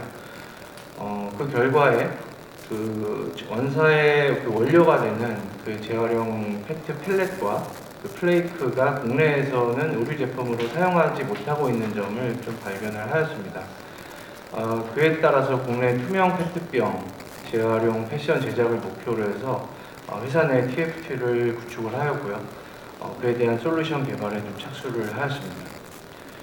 전에 없던 새로운 자원순환 체계를 구축하기 위해서 페트병을 생산하는 생수 기업과 폐기물 재활용 기업, 그다음 케미컬 기업, 또 중앙정부, 특히 환경부와 지자체 등 다양한 산업군의 파트너십을 좀 구축을 하고 있고요. 2020년도에 국내 최초로 수입 페트병이 아니라 국내 페트병을 재활용해서 패션 상품의 시장화에서 성공을 하였습니다. 이로써 패션 완제품을 통해서 업스트림과 다운스트림을 이어주는 매개체로서 대한민국 패션의 순환 경제 조성에 지금 일조하고 있습니다. 이후 더 많은 폐자원이 패션으로 선순환될 수 있도록 더 많은 정부기관, 지자체, 민간 기업들과 꾸준히 전개하고 있고요. 현재까지 약 38개의 기관과 기업들과 협약을 맺고 같이 진행을 하고 있습니다. 이유는 저희 혼자 기업으로 할 수 없는 부분이 많기 때문입니다. 투명 페트병의 수거 과정에서의 어떤 품질 저하와 운송비에 대한 문제 해결에 대해서 좀 소형 화재기를 또 개발을 추가로 하였고요. 어떤 순환 경제 구축에 함께 하고자 하는 파트너들에게 솔루션을 제공하고 국내 폐자원 재활용에 대한 객관성과 신빙성 있는 기준 마련을 위하여 환경부 산하에 있는 한국환경산업기술원과 환경표지 인증 개선 사업에 같이 참여를 하고 있습니다. 현재 저희 당사는 전체 상품 중에 약 30% 이상이 국내 페트병을 재활용한 제품으로 지금 구성을 하고 있고요. 2022년 상반기 기준으로 500ml 페트병 약 3,500만 병을 재활용한 바가 있습니다. 이에 대한 대부분의 모든 생산 과정은 해외가 아니라 소재를 담당하고 있는 우리 대구 경북에 있는 섬유 기업들과 함께 하고 있고 이런 부분들이 어떤 내수 경제의 특히 섬유 시장의 좀 활성화에 아주 작은 시발점이라고 생각을 하고 있습니다. 소비자가 실제 국내 페트병 재활용과 순환 경제의 중요성을 좀 피부로 체감할 수 있게끔 최근 저희는 블랙 야크를 그린 야크라고 표현을 하고 6월에는 아이유를 통해서 어떤 페트병을 같이 줍는 활동을 한다거나 좀 국민들과 좀 친하게 이 부분을 좀 강화하기 위해서 많은 또 마케팅이나 적극적인 투자를 또 아낌없이 하고 있고요. 특히 국내에 있는 코카콜라나 스타벅스 같은 어떤 글로벌 기업들이 시장점이 굉장히 높기 때문에 그들이 지금 수거하는 어떤 페트의 자원을 가지고 단순히 폐기하는 것이 아니라 다시 고객들에게 리워드 할 수 있는 여러 가지 마케팅 솔루션과 실제 순환 경제를 현재 지금 계속 진행하고 있습니다. 추가적으로 좀 공공 수요의 확대가 좀 필요하다고 봅니다. 그동안 저희 경찰청이나 국방부 여러 가지 기관들과 MOU를 맺고 하였는데 실제적으로 추이 계약 금액의 제한이나 어떤 기업 규모에 따른 조달 품목 등록의 제한 등 기존의 좀 정책과 규제로 해서 이 수요가 굉장히 많이 확대가 돼야 시장 경제가 활성화됨에도 불구하고 그 부분들이 지금 아직 쭉쭉 좀 뻗어나가지 못하는 좀 기업의 애로사항도 가지고 있습니다. 그래서 이러한 문제를 좀 해결할 수 있는 정책이 좀 도입되고 국내 폐자원에 대한 재생 섬유나 제품이 안정적으로 시장에 자리 잡게 된다면 어떤 순환 경제를 촉진하리라고 생각이 됩니다. 감사합니다. 네, 김정혜 상무님께서 특별히 이 PET병 리사이클을 중심으로 그동안 BYN 블랙야크에서 하셨던 친환경 프로젝트에 대한 얘기를 해주셨습니다. 이 친환경 이슈, 리사이클, 업사이클 이런 이슈들은 사실 얼마 전까지만 하더라도 어찌 보면은 부색과 치기 위해서 했던 측면이 있었어요. 근데 지금 오늘날의 이 전체적인 이 세계의 섬유산업의 흐름이라는 측면에서 본다면은 이제 더 이상 이건 선택이라고 볼 수가 없습니다. 그러니까 필수적으로 해야만 하는 그런 입장인데 사실 원사 입장에서 보면은 원사는 섬유공정을 다들 아시겠지만 고분자를 합성을 해서 그걸 가지고 합성 섬유를 만들고 리사이클은 그렇게 해서 만들어진 섬유가 다시금 원료로 돌아가는 그런 과정이거든요. 그렇기 때문에 원사를 만드는 입장에서는 또 이 리사이클을 보는 관점도 상당히 다르고 또한 기술적으로도 어떤 어려운 문제들도 많이 가지고 계시리라 생각이 됩니다. 오늘 원사업계 중에서는 코오롱의 이동훈 수석께서 참석을 하셨는데 이 친환경과 관련된 원사업계의 또 생각들 그 산업용 섬유까지 포함해서 한번 좀 말씀을 해주셨으면 감사하겠습니다. 예, 안녕하십니까. 코오롱 인더스트리 미래기술원의 이동훈입니다. 대표적인 섬유기업으로 성장하였습니다.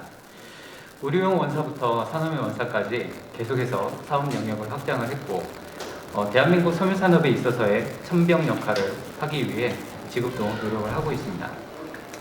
그러나 개발도상국의 도전과 중국의 과도한 투자 등 외부 환경의 변화에 의해서 그룹의 근간이었던 원사와 원단 사업을 최근에 철수를 하였고요. 산업용 섬유를 주력으로 해서 첨단 섬유를 계속해서 확대해 나가고 있습니다. 대표적으로 저희가 지금 타이어 코드 같은 경우에는 세계 생산 2위의 점유율을 가지고 있고요. 자동차 에어백 분야의 국내 생산 1위, 그리고 파라 아라미드는 세계 3대 메이커 중에 하나입니다. 계속해서 수요가 증가를 하고 있는 상황이고 증설도 계속해서 진행될 예정이 있습니다. 뿐만 아니라 PET나 나일론 중심으로 했었던 소재군을 HDPE 섬유까지 확대를 해서 절상용 장갑이라든가 냉감용 소재, 침구류에 적용하는 등 갖가지 산업용 소재나 아니면 침장류까지도 확대를 하고 있는 상황입니다. 뿐만 아니라 최근에 어떤 수소 경제라든가 아니면 탄소 중립에 관련되어서 연료전지의 나노 멤브레인 소재, 그 다음에 인조 피옥의 초극세사 소재, 탄소 복합재를 활용한 여러 가지 수소 저장 탱크의 개발 등 탄소 중립에 대한 실현을 위해서 국제 개발을 계속해서 해 나가고 있는 상황입니다. 앞에서 박훈 연구위원님께서 이야기를 하셨듯이 의료용 섬유에서 첨단 산업용 섬유의 전환은 필수라고 생각을 하고요. 그 부분에 있어서 저희가 의료용 소재를 먼저 개발했던 코오롱이 이렇게 산업용 섬유로의 전환을 빠르게 진행을 하고 있다는 점에서 여러 가지 긍정적 신호가 아닌가 이렇게 생각을 하고 있습니다. 그러나 최근에 리사이클 섬유 부분에 있어서 저희가 화학 재생을 준비를 하고 있습니다. 앞에서 언급한 온실가스에 대한 어떤 규제나 신재생 에너지의 확대, 친환경 트렌드가 더 이상 섬유 산업에 있어서 위기가 아닌 좋은 기회라고 판단을 좀 하고 있습니다. 화학 섬유 산업은 플라스틱 사용의 규제로 인해서 재활용 제품의 수요가 점차 증가를 하고 있고 섬유뿐만이 아니라 플라스틱 업계 전반으로 확대되는 분위기가 있습니다. 근데 앞에 김정희 상무님께서 말씀을 하셨듯이 그동안에 저희는 이제 플라스틱 병의 재활용에 의존을 해서 섬유 산업의 친환경 이미지를 더하는 작업들을 계속해서 해나가고 있습니다. 그러나 친환경 트렌드를 주도했던 일부 선진 의류 브랜드들은 이제 플라스틱 병뿐만이 아니라 자신들이 만들어낸 제품을 다시 재생하고 사용하기를 원하고 있는 트렌드로 바뀌고 있습니다. 이를 통해서 완전한 순환 구조로 순환 경제 구조로 만들려고 하고 있고요. 뿐만 아니라 산업용 섬유 시장인 타이어 코드나 산업용 코드 시장에서도 재활용 소재의 접목을 계속해서 시도를 하고 있어서 현재 기계적 재활용으로 만들어진 재생 소재로는 이러한 잠재적 확대 시장에 대응하기 어렵다라고 판단을 하고 있습니다. 이를 위한 방법으로 화학 재생이 순환 구조를 만들 수 있는 핵심 기술이라 판단을 하고 있고요. 전 세계적으로 많은 기업과 스타트업이 합종 연행을 통한 기술 개발에 전념을 좀 하고 있습니다. 페트병을 제외한 의류 섬유에 있어서 수집 네트워크의 부재와 처리 시스템이 소각에만 의존하고 있다는 게 현재 국내 상황이기도 합니다. 그래서 제가 오늘 발제를 드리고 싶은 부분은 이러한 섬유 소재에 있어서 섬유 소재가 단순히 쓰고 버리는 존재가 아니라 향후에 미래의 자원으로서의 가치가 충분히 있다는 것을 인지를 하고요. 이러한 제도를 좀 마련해 나가야 되지 않겠냐라는 생각에서 말씀을 좀 드리도록 하겠습니다. 첫째, 섬유 폐기물에 대한 어떤 수집 분리에 대한 정책적 변화와 지자체의 지원이 좀 필요한 상황입니다. 폐섬유도 자원이 될 수 있다는 인식 변화가 좀 필요하고요.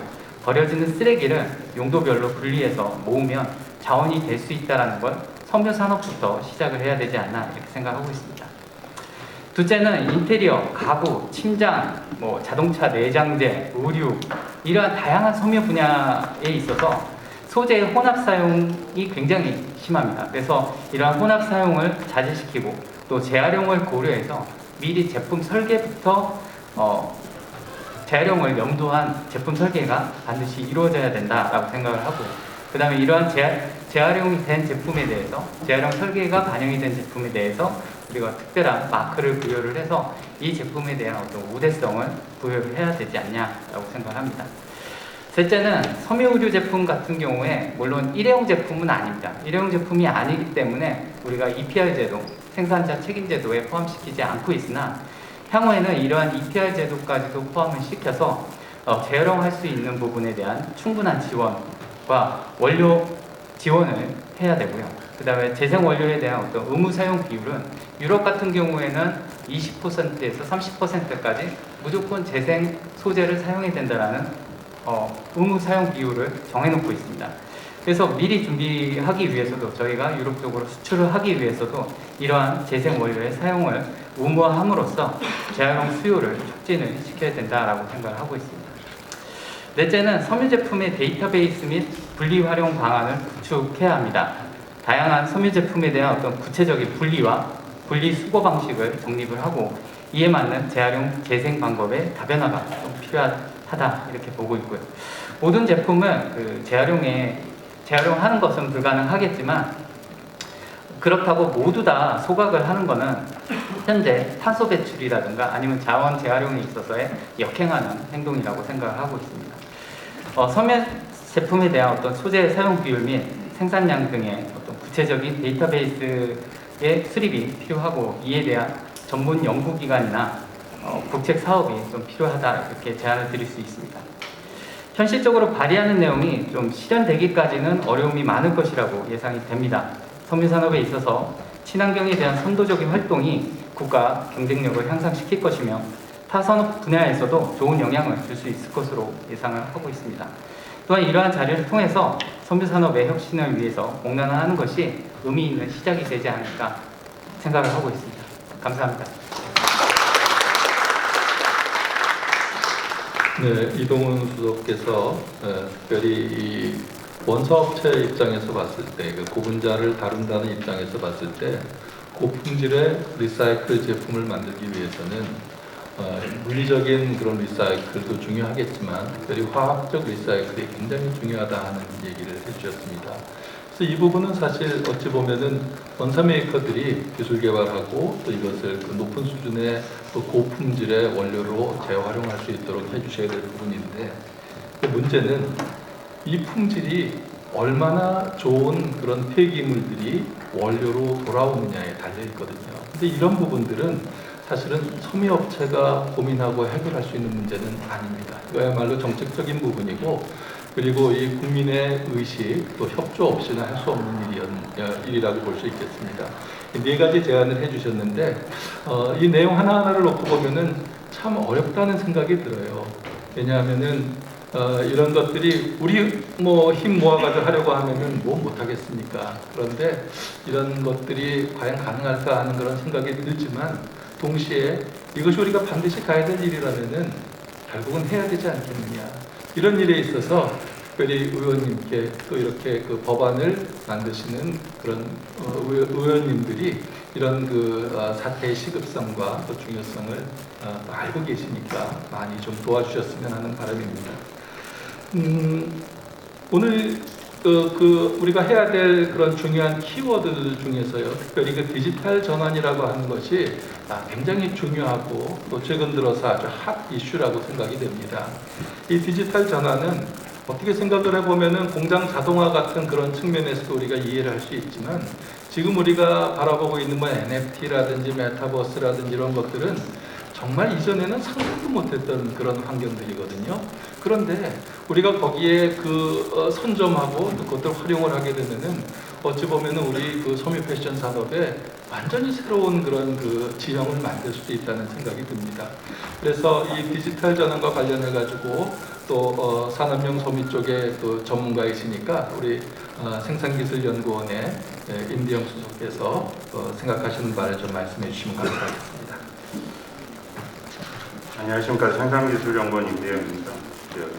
최근에 이제 글로벌 섬유 의류 제조 공정이 이제 데이터 네트워크 인공지능 기반으로 소위 말하는 디지털 생산 기반으로 이제 급속도로 전환되고 있다고들 말을 하고 있습니다. 이게 현실적으로 잘 와닿지는 않고 있는 게 국내 제조 기반이 해외 제조 기반 대비 신규 투자 면에서는 조금 뒤떨어져 있는 게 현실인 것 같습니다. 그러나 이제 글로벌리 이 산업을 육성하는 입장에 영위하는 기업들은 제조 공정에 이제 인공지능 기반의 자동화 기술을 도입하고, 이를 통해서 단순 반복적인 업무 또는 좀 더 나아가서는 정교한 공정까지 그 사용을 확대하면서 그 제조 기술이 급속도로 발전을 하고 있습니다. 또한 이게 발전을 하다 보니까 발생되는 폐기물 양도 급속도로 줄어들면서 인간과 환경을 고려하는 이런 새로운 제조 공정이 나타나게 됩니다. 또 이제 주문, 생산, 유통이라는 이 세 가지 고리, 또 여기에 유통에 포함되는 마케팅까지를 고려한다고 그러면 소비자 니즈하고 시장에서 또는 산업계에서의 생산이 실시간으로 반영돼서 산업이 연결되고 그리고 시장이 가능한 것들이 필요한 것 같습니다. 그래서 이러한 주문, 생산, 유통이 연결되어 소위 메이크 투 오더라는 새로운 기술적 기반이 실현이 되고 있는 것은 현실인 것 같습니다. 개인 맞춤형이라는 새로운 이슈가 대두되면서 이제 메이드 투 메저라는 그 개인의 신체 정보를 이용해서 맞춤형 생산을 하는 영역까지 확대되면서 디지털 전환이 우리 앞에 많이 다가와 있는 게 현실인 것 같습니다. 이런 것들이 기반이 돼서 우리나라 섬유 의류 산업이 좀 더 발전하고 혁신적으로 변화하는 기회가 되지 않을까 이렇게 판단하고 있습니다.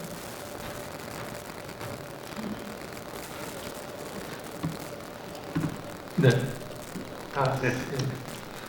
좀 길게 얘기해 주시길 바랍니다. 짧게 얘기를 해주셨네요.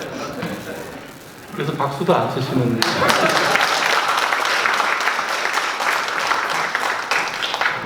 원래 우리 당초 계획에 하면은 40분까지 이제 패널 설명을 듣고요. 이제 플로어의 의견을 듣고 대답하는 시간을 갖도록 했는데, 아마 우리 임대영 박사님께서 시간 계산을 정확히 하시느라고 이렇게 일찍 마무리해 주신 것 같습니다. 마이크 준비되셨습니까? 예, 한 10분 정도 저희가 시간이 있는데 오늘 또 섬유 산업 또 섬유업계 종사하시는 많은 분들이 참석하셨습니다. 이 플로어의 질문을 좀 듣고 여기에 대해서 저희 패널들이 대답을 해드리도록 하겠습니다. 말씀 잘 들었고요. 예. 앞서서 비슷한 말씀을 좀 많이 해주셨지만은 일단 뭐 국내 섬유 산업이 지속적으로 이제 성장하기 위해서는 뭐 첨단 소재나 아까 말씀하신 뭐 친환경 소재라든지 그런 개발이나 생산 구조를 이제 전환하는 그런 부분에 대해서 이제 반드시 이제 필요하다고 저희도 느끼고 있습니다. 그렇지만 이제 일선의 이제 그 중소기업의 입장에서 생각을 해보면은 중소기업들이 이제 단독으로는 그런 뭐 많은 시간과 이제 비용을 들여가지고 그런 어떤 방향으로 이제 개발을 해 나가야 될지 잘 알기가 어렵다고 지금 저는 생각을 하거든요. 그래서 이제 시장의 뭐 어떤 트렌드 분석이라든지 뭐 미래 시장의 어떤 예측이라든지 이런 중장기적인 관점을 뭐 다 판단하실 수가 없을 거라고 보여지고, 그래서 이런 여러 전문가들이 이제 모여서 기술 개발을 이제 좀 추진할 수 있는 그런 어떤 시스템이 좀 필요하지 않나고 저는 바라보고 있습니다. 어떻게 생각하시는지 뭐 이 점에 대해서 좀 말씀을 들었으면 좋겠습니다. 이 중소기업의 입장에서 볼 때 원론적인 건 알겠는데, 근데 정말로 이것을 결심하고 투자를 하고 이런 것들을 하기 위해서는 쉽게 결정하기가 어려운 거죠. 그래서 이제 시스템적으로 이런 것들을 확인하고 정말로 확신할 수 있도록 도와줄 수 있는 그런 것들은 없을지 이 말씀을 해주신 것 같습니다. 여기에 대해서는 누가 답변을 해주시겠습니까? 임대원. 네, 간단하게 말씀드리겠습니다. 지금 기업들이 뭘 해야 되냐 하는 거는 두 가지 관점이 있는 것 같습니다. 대기업 입장에서의 관점이 있고 중소기업 입장, 중소중견기업 입장이 조금 다른 것 같습니다. 그래서 가까운 기술, 그러니까 응용기술이라든지 또 에러를 빨리빨리 해결하는 이런 기술 부분들은 기존의 그 지역별로 있는 연구 조직들을 충분히 활용을 해서 개발을 하거나 개선을 하는 거 연구를 계속 실제로 해오고 있고요. 그게 필요한 상황인 것 같습니다. 근데 원천 기술하고 관련된 부분은 이제 소재가 있고 공정이 있고 이 두 가지 관점에서 조금 다른 것 같습니다. 공정은 나중에 이제 설비 투자랑 연계가 되게 되는데 이거는 결정하기가 너무 어려운 거죠. 특히 원천 소재 부분에서는 이걸 과연 얼마나 많은 기간과 그리고 돈을 들여 가지고 연구를 해야 되는지, 그리고 그 성과가 언제 나올지 잘 모르는 아주 미래가 조금은 불투명한 그런 부분이 있습니다. 이게 바로 이제 정부의 역할인 것 같습니다. 정부가 R&D를 할 수 있도록 프로그램화하고 그리고 주제를 도출해 가지고 그 분야에 대한 선제적인 투자하고 그리고 그거를 이끌어 나가는 리더들을 육성하는 걸 통해 가지고 이 사업을 앞으로의 미래성을 미리 이제 기업들한테 보여주는 그런 역할들을 지금 하고 있는 게 그 하나의 해결책이라고 생각을 합니다.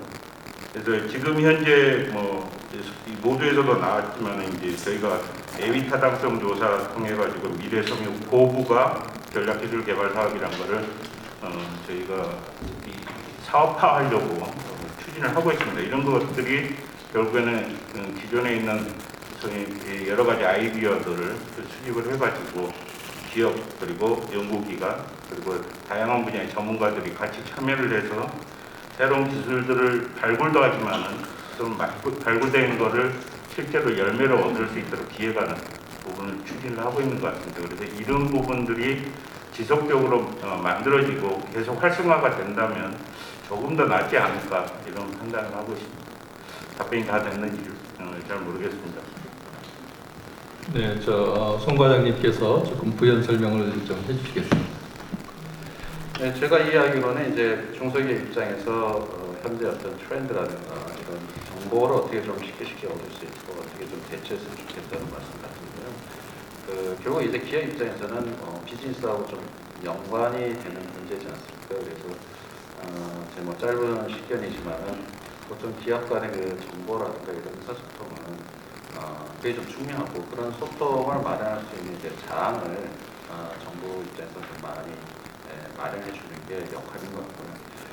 그러면 어떻게 보면 이제 정부와 기업 간의 가교 아니면 기업과 기업 간의 연결고리 역할이 중요한 것 같은데 그런 면에서 이제 뭐 여기 계시는 3, 4년이나 아니면 패션, 섬시와 협회의 역할이 중요한 것 같습니다. 그래서 3, 4년에서도 이제 뭐 CEO 조창 포럼이라든가 각종 그런 트렌드를 알 수 있는 행사를 정부와 같이 하고 있는데 그런 그 정보에 대해서 좀 홈페이지나 이런 걸 통해 가지고 좀 저희가 좀 더 적극적으로 좀 전달을 하도록 하겠습니다. 그리고 그 기술 개발 관련돼 가지고는 요즘 조상의 우리 이사장님도 계시지만 섬유 패션 쪽에 8개 전문 연구원이 있습니다. 그래서 그 모임을 하나 좀 만들어서 새롭게 좀 포럼을 하나 만들고 테크 포럼 섬유 패션 쪽에 그래서 섬유 패션 분야의 어떤 기술 흐름이나 이런 것들은 그 테크 포럼에서 조망을 하고 예측도 하고 분석을 해가지고 기술 로드맵을 좀 그리고 그 기술 로드맵이 정부의 어떤 R&D 정책에 좀 반영될 수 있도록 그렇게 해나갈 예정입니다. 섬유협회 부회장으로 있는 특별그룹의 서순희입니다. 여기 저희 협회의 섬유협회 식구들이 기록에는 17만 명을 아까 말씀하셨고 또 이제 어떤 또 책자에는 27만 명 우리 섬유인들이 우리 대한민국에 있다고 그렇게 기록되어 있습니다. 사실은 우리 섬유 패션 식구들이 유통에만 해도 거의 한 80만 정도 저희들은 수치를 가지고 있는데 아마 미등록 그러니까 사업자 등록이 있지 않거나 유통에서는 판매하는 유통 식구들도 굉장히 보이지 않는 수치의 식구들이 많이 있습니다. 섬유 식구들이 패션 쪽으로도.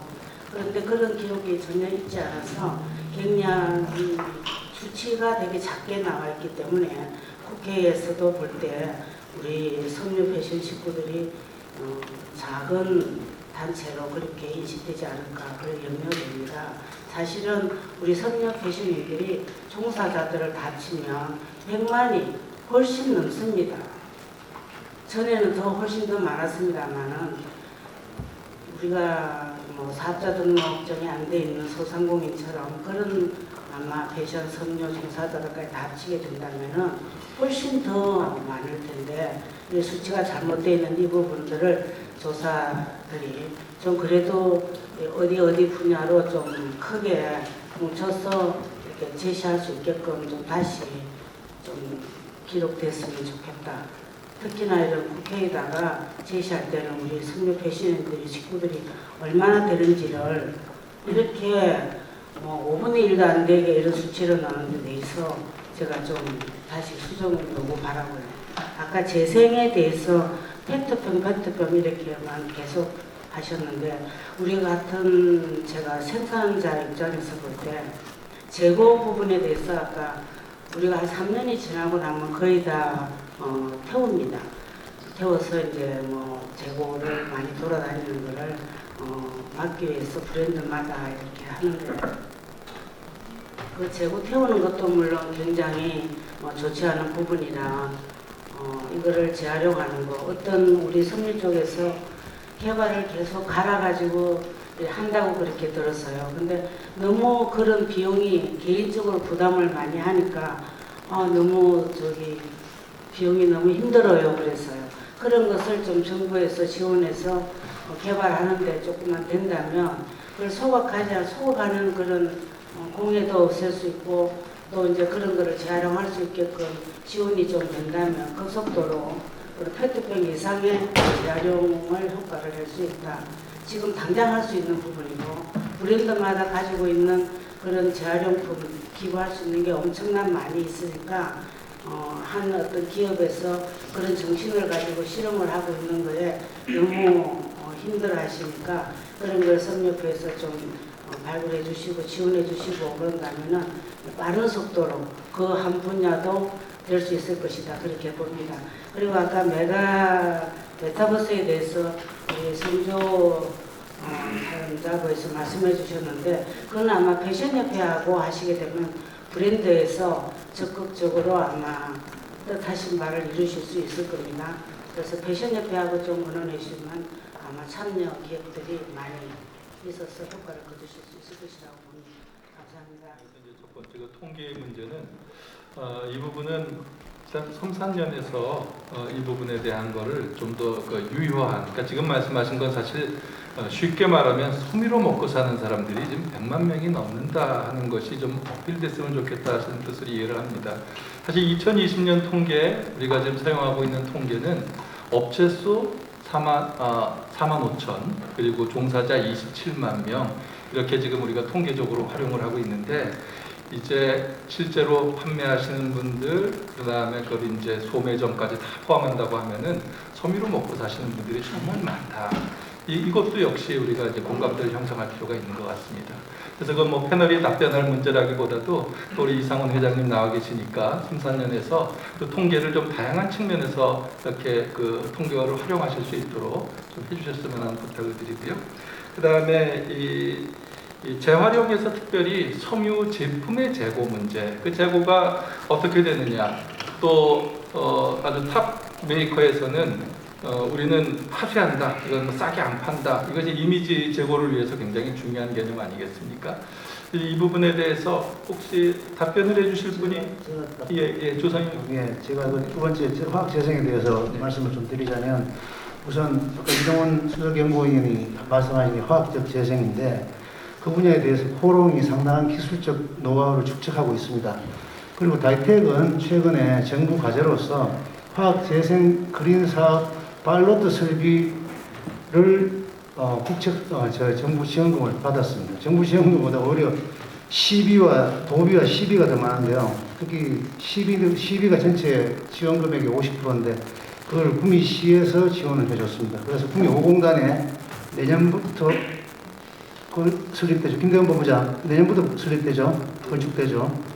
올해 말까지 파일럿 설비를 땅은 다이텍 연구원에서 구입하고 파일럿 설비에 대한 지원금은 시비, 도비, 국비 해서 전체 그 금액이 한 100억 정도 투자돼서 실질적으로 지금 코롱에서 개발하고 있는 기술은 기술적으로는 연구소 수준에서는 다 개발이 됐습니다. 근데 이게 실정적으로 파일럿 설비를 투자하기에는 사실 아직까지 아까 말씀하셨다시피 물리적, 법적 제재가 너무 많고, 특히 문제가 그 원재료 수급입니다. 원재료는 바로 폐의류입니다.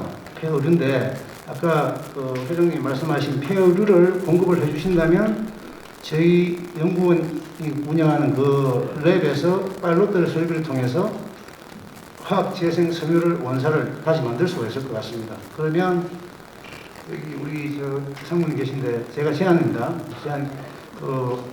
블랙야크가 지금 하시는 게 피지컬 리사이클인데 그 PET병보다 한 단계 업그레이드 된 게 케미칼 아닙니까, 그죠? 그럼 제일 먼저 케미칼 리사이클도 시도해 보시는 게 어떨 건지 제가 지금 정중하게 제안을 합니다. 그럼 여기서 벌써 회장님의 제품과 우리 그 다이텍에서 운영하는 리사이클 설비와 또 판매처, 수요처까지 연결되는 고리가 형성되기 때문에 자연스러운 리사이클 수단이라고 보고, 이게 필요한 부분이 이제 법적, 제도적 제한들이 많이 있을 것 같은데 그 부분에 대해서는 국회 산업혁신포럼 의원님들이 제약 조건을 최대한 줄여주시면 감사하겠다고 생각합니다. 제 제안 이상. 예, 감사합니다. 시간이 많이 갔기 때문에 플로어의 의견 질문 하나 더 받도록 하겠습니다. 정영진 교수입니다. 아마 제 질문 시간을 많이 확보해 주시려고 아까 임대영 박사님께서 빨리 끝내신 것 같은데, 그럼에도 불구하고 지금 시간이 부족한 것 같습니다만, 오늘 이 섬유산업혁신 포럼이 있다는 소식을 듣고 사실은 좀 궁금해서 왔습니다. 그래서 굉장히 좋은 이야기들이 많이 오갔고요. 그럼에도 불구하고 한 가지 아쉬운 점은 많은 좋은 의견을 주셨지만 결국은 그건 사람이 해야 되거든요. 인력이 안 쓰는 문제를 어떻게 하실 것인지, 지금 전국에 있는 섬유라는 이름을 달고 있는 학과들은 거의 다 이제 다른 학과로 변경되었고요. 지금 현재 산업에서 원하는 인력들은 아마 고급 인력일 겁니다. 단순 노동자가 아니라 이 인력들을 어떻게 양성할 것인지 이런 부분에 대해서 좀 고민하신 게 있으시면 의견 부탁드리겠습니다. 선택한 것 같습니다. 예, 제일 민감한 대학의 인력 양성 문제에 대한 질문을 해주셨는데, 이건 어차피 대학에 있는 제가 답변을 드려야 되지 않을까 싶은데요. 사실 다 알고 계시는 것처럼 학령 연령이 점차 줄어들고 있고, 그 다음에 이제 대학도 이제 문 닫는 대학들이 많이 나오게 될 것입니다. 이제 그러다 보니까 대학이 취하고 있는 방법은 최대한 행정조직을 그러니까 많이 한꺼번에 많이 뽑아서 나눈다. 근데 거기에 개념이 학생들이 원하는 대로 가게 한다예요. 그러다 보니까 학생들의 입장에서는 이제 냉정하게 생각을 해보면 그렇습니다. 자, 내가 이제 이 전공을 선택했을 때 내 10년 뒤에 내 인생이 보장이 되는 거야. 이 산업이 앞으로 어떻게 될까? 미래 가치에 대해서 생각하는 게 당연하지 않겠습니까? 그래서 이 부분은 어찌 보면은 교육이라는 단순한 측면에서 바라볼 만한 일은 아니라고 생각이 됩니다. 결국 섬유를 선택하는 학생들이 여러 가지를 고려해 본 결과 내가 섬유 산업에서 지금 시작을 하면은 10년 뒤, 20년 뒤 내 미래가 밝을 거야라는 확신을 줄 수가 없으면은 사실 이 문제는 근본적으로 해결될 성격이 아니에요. 그런데 이제 우리 냉정하게 한번 생각을 해보십시다. 여러분들은 어떻게 생각하십니까? 여러분들의 자녀에게 너 정말 섬유 전공해 라고 맡기실 수 있습니까? 만약에 그렇게 시킬 수 있다면 그거는 확신이 있기 때문에 그래요. 이전에 저는 이제 대학에서 올해로 31년째 학생들을 가르치고 있는데요. 제가 이제 대학에 가기 전에 당시에 이제 회사 이름이 SKI입니다. 지금은 이제 SK 케미칼로 바뀌었고요. 이제 SK 그룹에 속하는 합성 섬유를 만드는 이제 중요 회사이죠. 그때 저희 그 SK 그룹의 이제 회장이 최종현 회장, 지금 작고하신 최종현 회장님이셨는데 최 회장님이 많이 하시던 이야기가 있었어요. 뭐 아시다시피 그분은 시카고 대학에서 경제학을 전공한 경제학도 아니십니까? 근데 최 회장님이 늘 하는 얘기는 뭐냐면은 섬유 산업은 never sunset business야. 이 얘기를 참 많이 하셨어요. 경제학의 입장에서 그게 본인이 확신하고 계신 겁니다. 그래서 사실 지금 말씀하신 그 대학의 인력 양성 문제 이런 것도 우리가 해결하기 위한 것은 먼저 우리 스스로의 확신이 필요해요. 자, 어떻게 학생들의 이미지를 바꿀까요? 학생들 생각하기에 섬유라고 그러면은 굉장히 올드한 느낌이 들거든요. 굉장히 오래된 기술이라는 생각이 듭니다. 이제 그런 생각 때문에 미래에 이게 살아남을까? 내가 이것을 했을 때 미래에 내 가치가, 내 밸류가 올라갈까에 대한 확신이 안 생기는 거죠. 근데 우리는 알고 있지 않습니까? 지금도 탄소 섬유라든지 아라미드 섬유라든지 이런 첨단 섬유들이 얼마나 많은 영역에서 사용되고 있습니까? 사실 섬유라고 하는 거는요, 가늘고 긴 형태적 특성을 갖는 소재라고 정의를 합니다. 그렇기 때문에 가늘고 긴 형태를 가져서 사용될 수 있는 게 얼마나 많은지 몰라요. 저는 여러분들 대일무역 역소 때문에 이렇게 100대 핵심 기술이라는 걸로 우리가 정의를 해가지고 얼마나 많은 그 소부장에 그 지원을 해왔습니까? 제가 이제 그 핵심 기술을 판정을 하는 게 위원회 위원장을 지금 맡고 있는데 실제 내부로 들어가 보면은 그 안에 섬유를 써야만 할 수 있는 것들이 굉장히 많이 있습니다. 이게 사실 섬유 산업의 현실이에요. 근데 사람들이 너무 모르는 거죠. 그렇기 때문에 저는 이런 생각을 합니다. 우리가 전문가로서 아는 건 많습니다. 하지만 비전문가인 일반 국민이 이 섬유가 첨단 산업이라는 것을 알려줄 필요가 있다. 우리가 이건 적극적으로 나서야 될 필요가 있다. 몇 해 전에 일본 그 동경에 데이진 본사를 이제 방문한 적이 있었는데 거기 2층에 가보면은 미라이 스튜디오라고 데이진에서 만든 각종 제품들, 물론 대부분이 섬유 제품들입니다. 그 전시실이 있는데요. 거기 가보면은 A380에 들어가는 탄소 섬유 복합 재료를 만든 이제 아이빔이 하나 있어요. 그 쇠로 만들었으면 꿈쩍도 못하죠. 근데 그거를 무려 4.8m나 되는 걸 한 손으로 쑥 들거든요. 그걸 들어보면 사람들이 깜짝 놀랍니다. 이게 그러면은 A380의 그 층 사이사이에 들어가는 아이빔이구나. 탄소 섬유를 썼더니 이렇게 가벼워지는구나.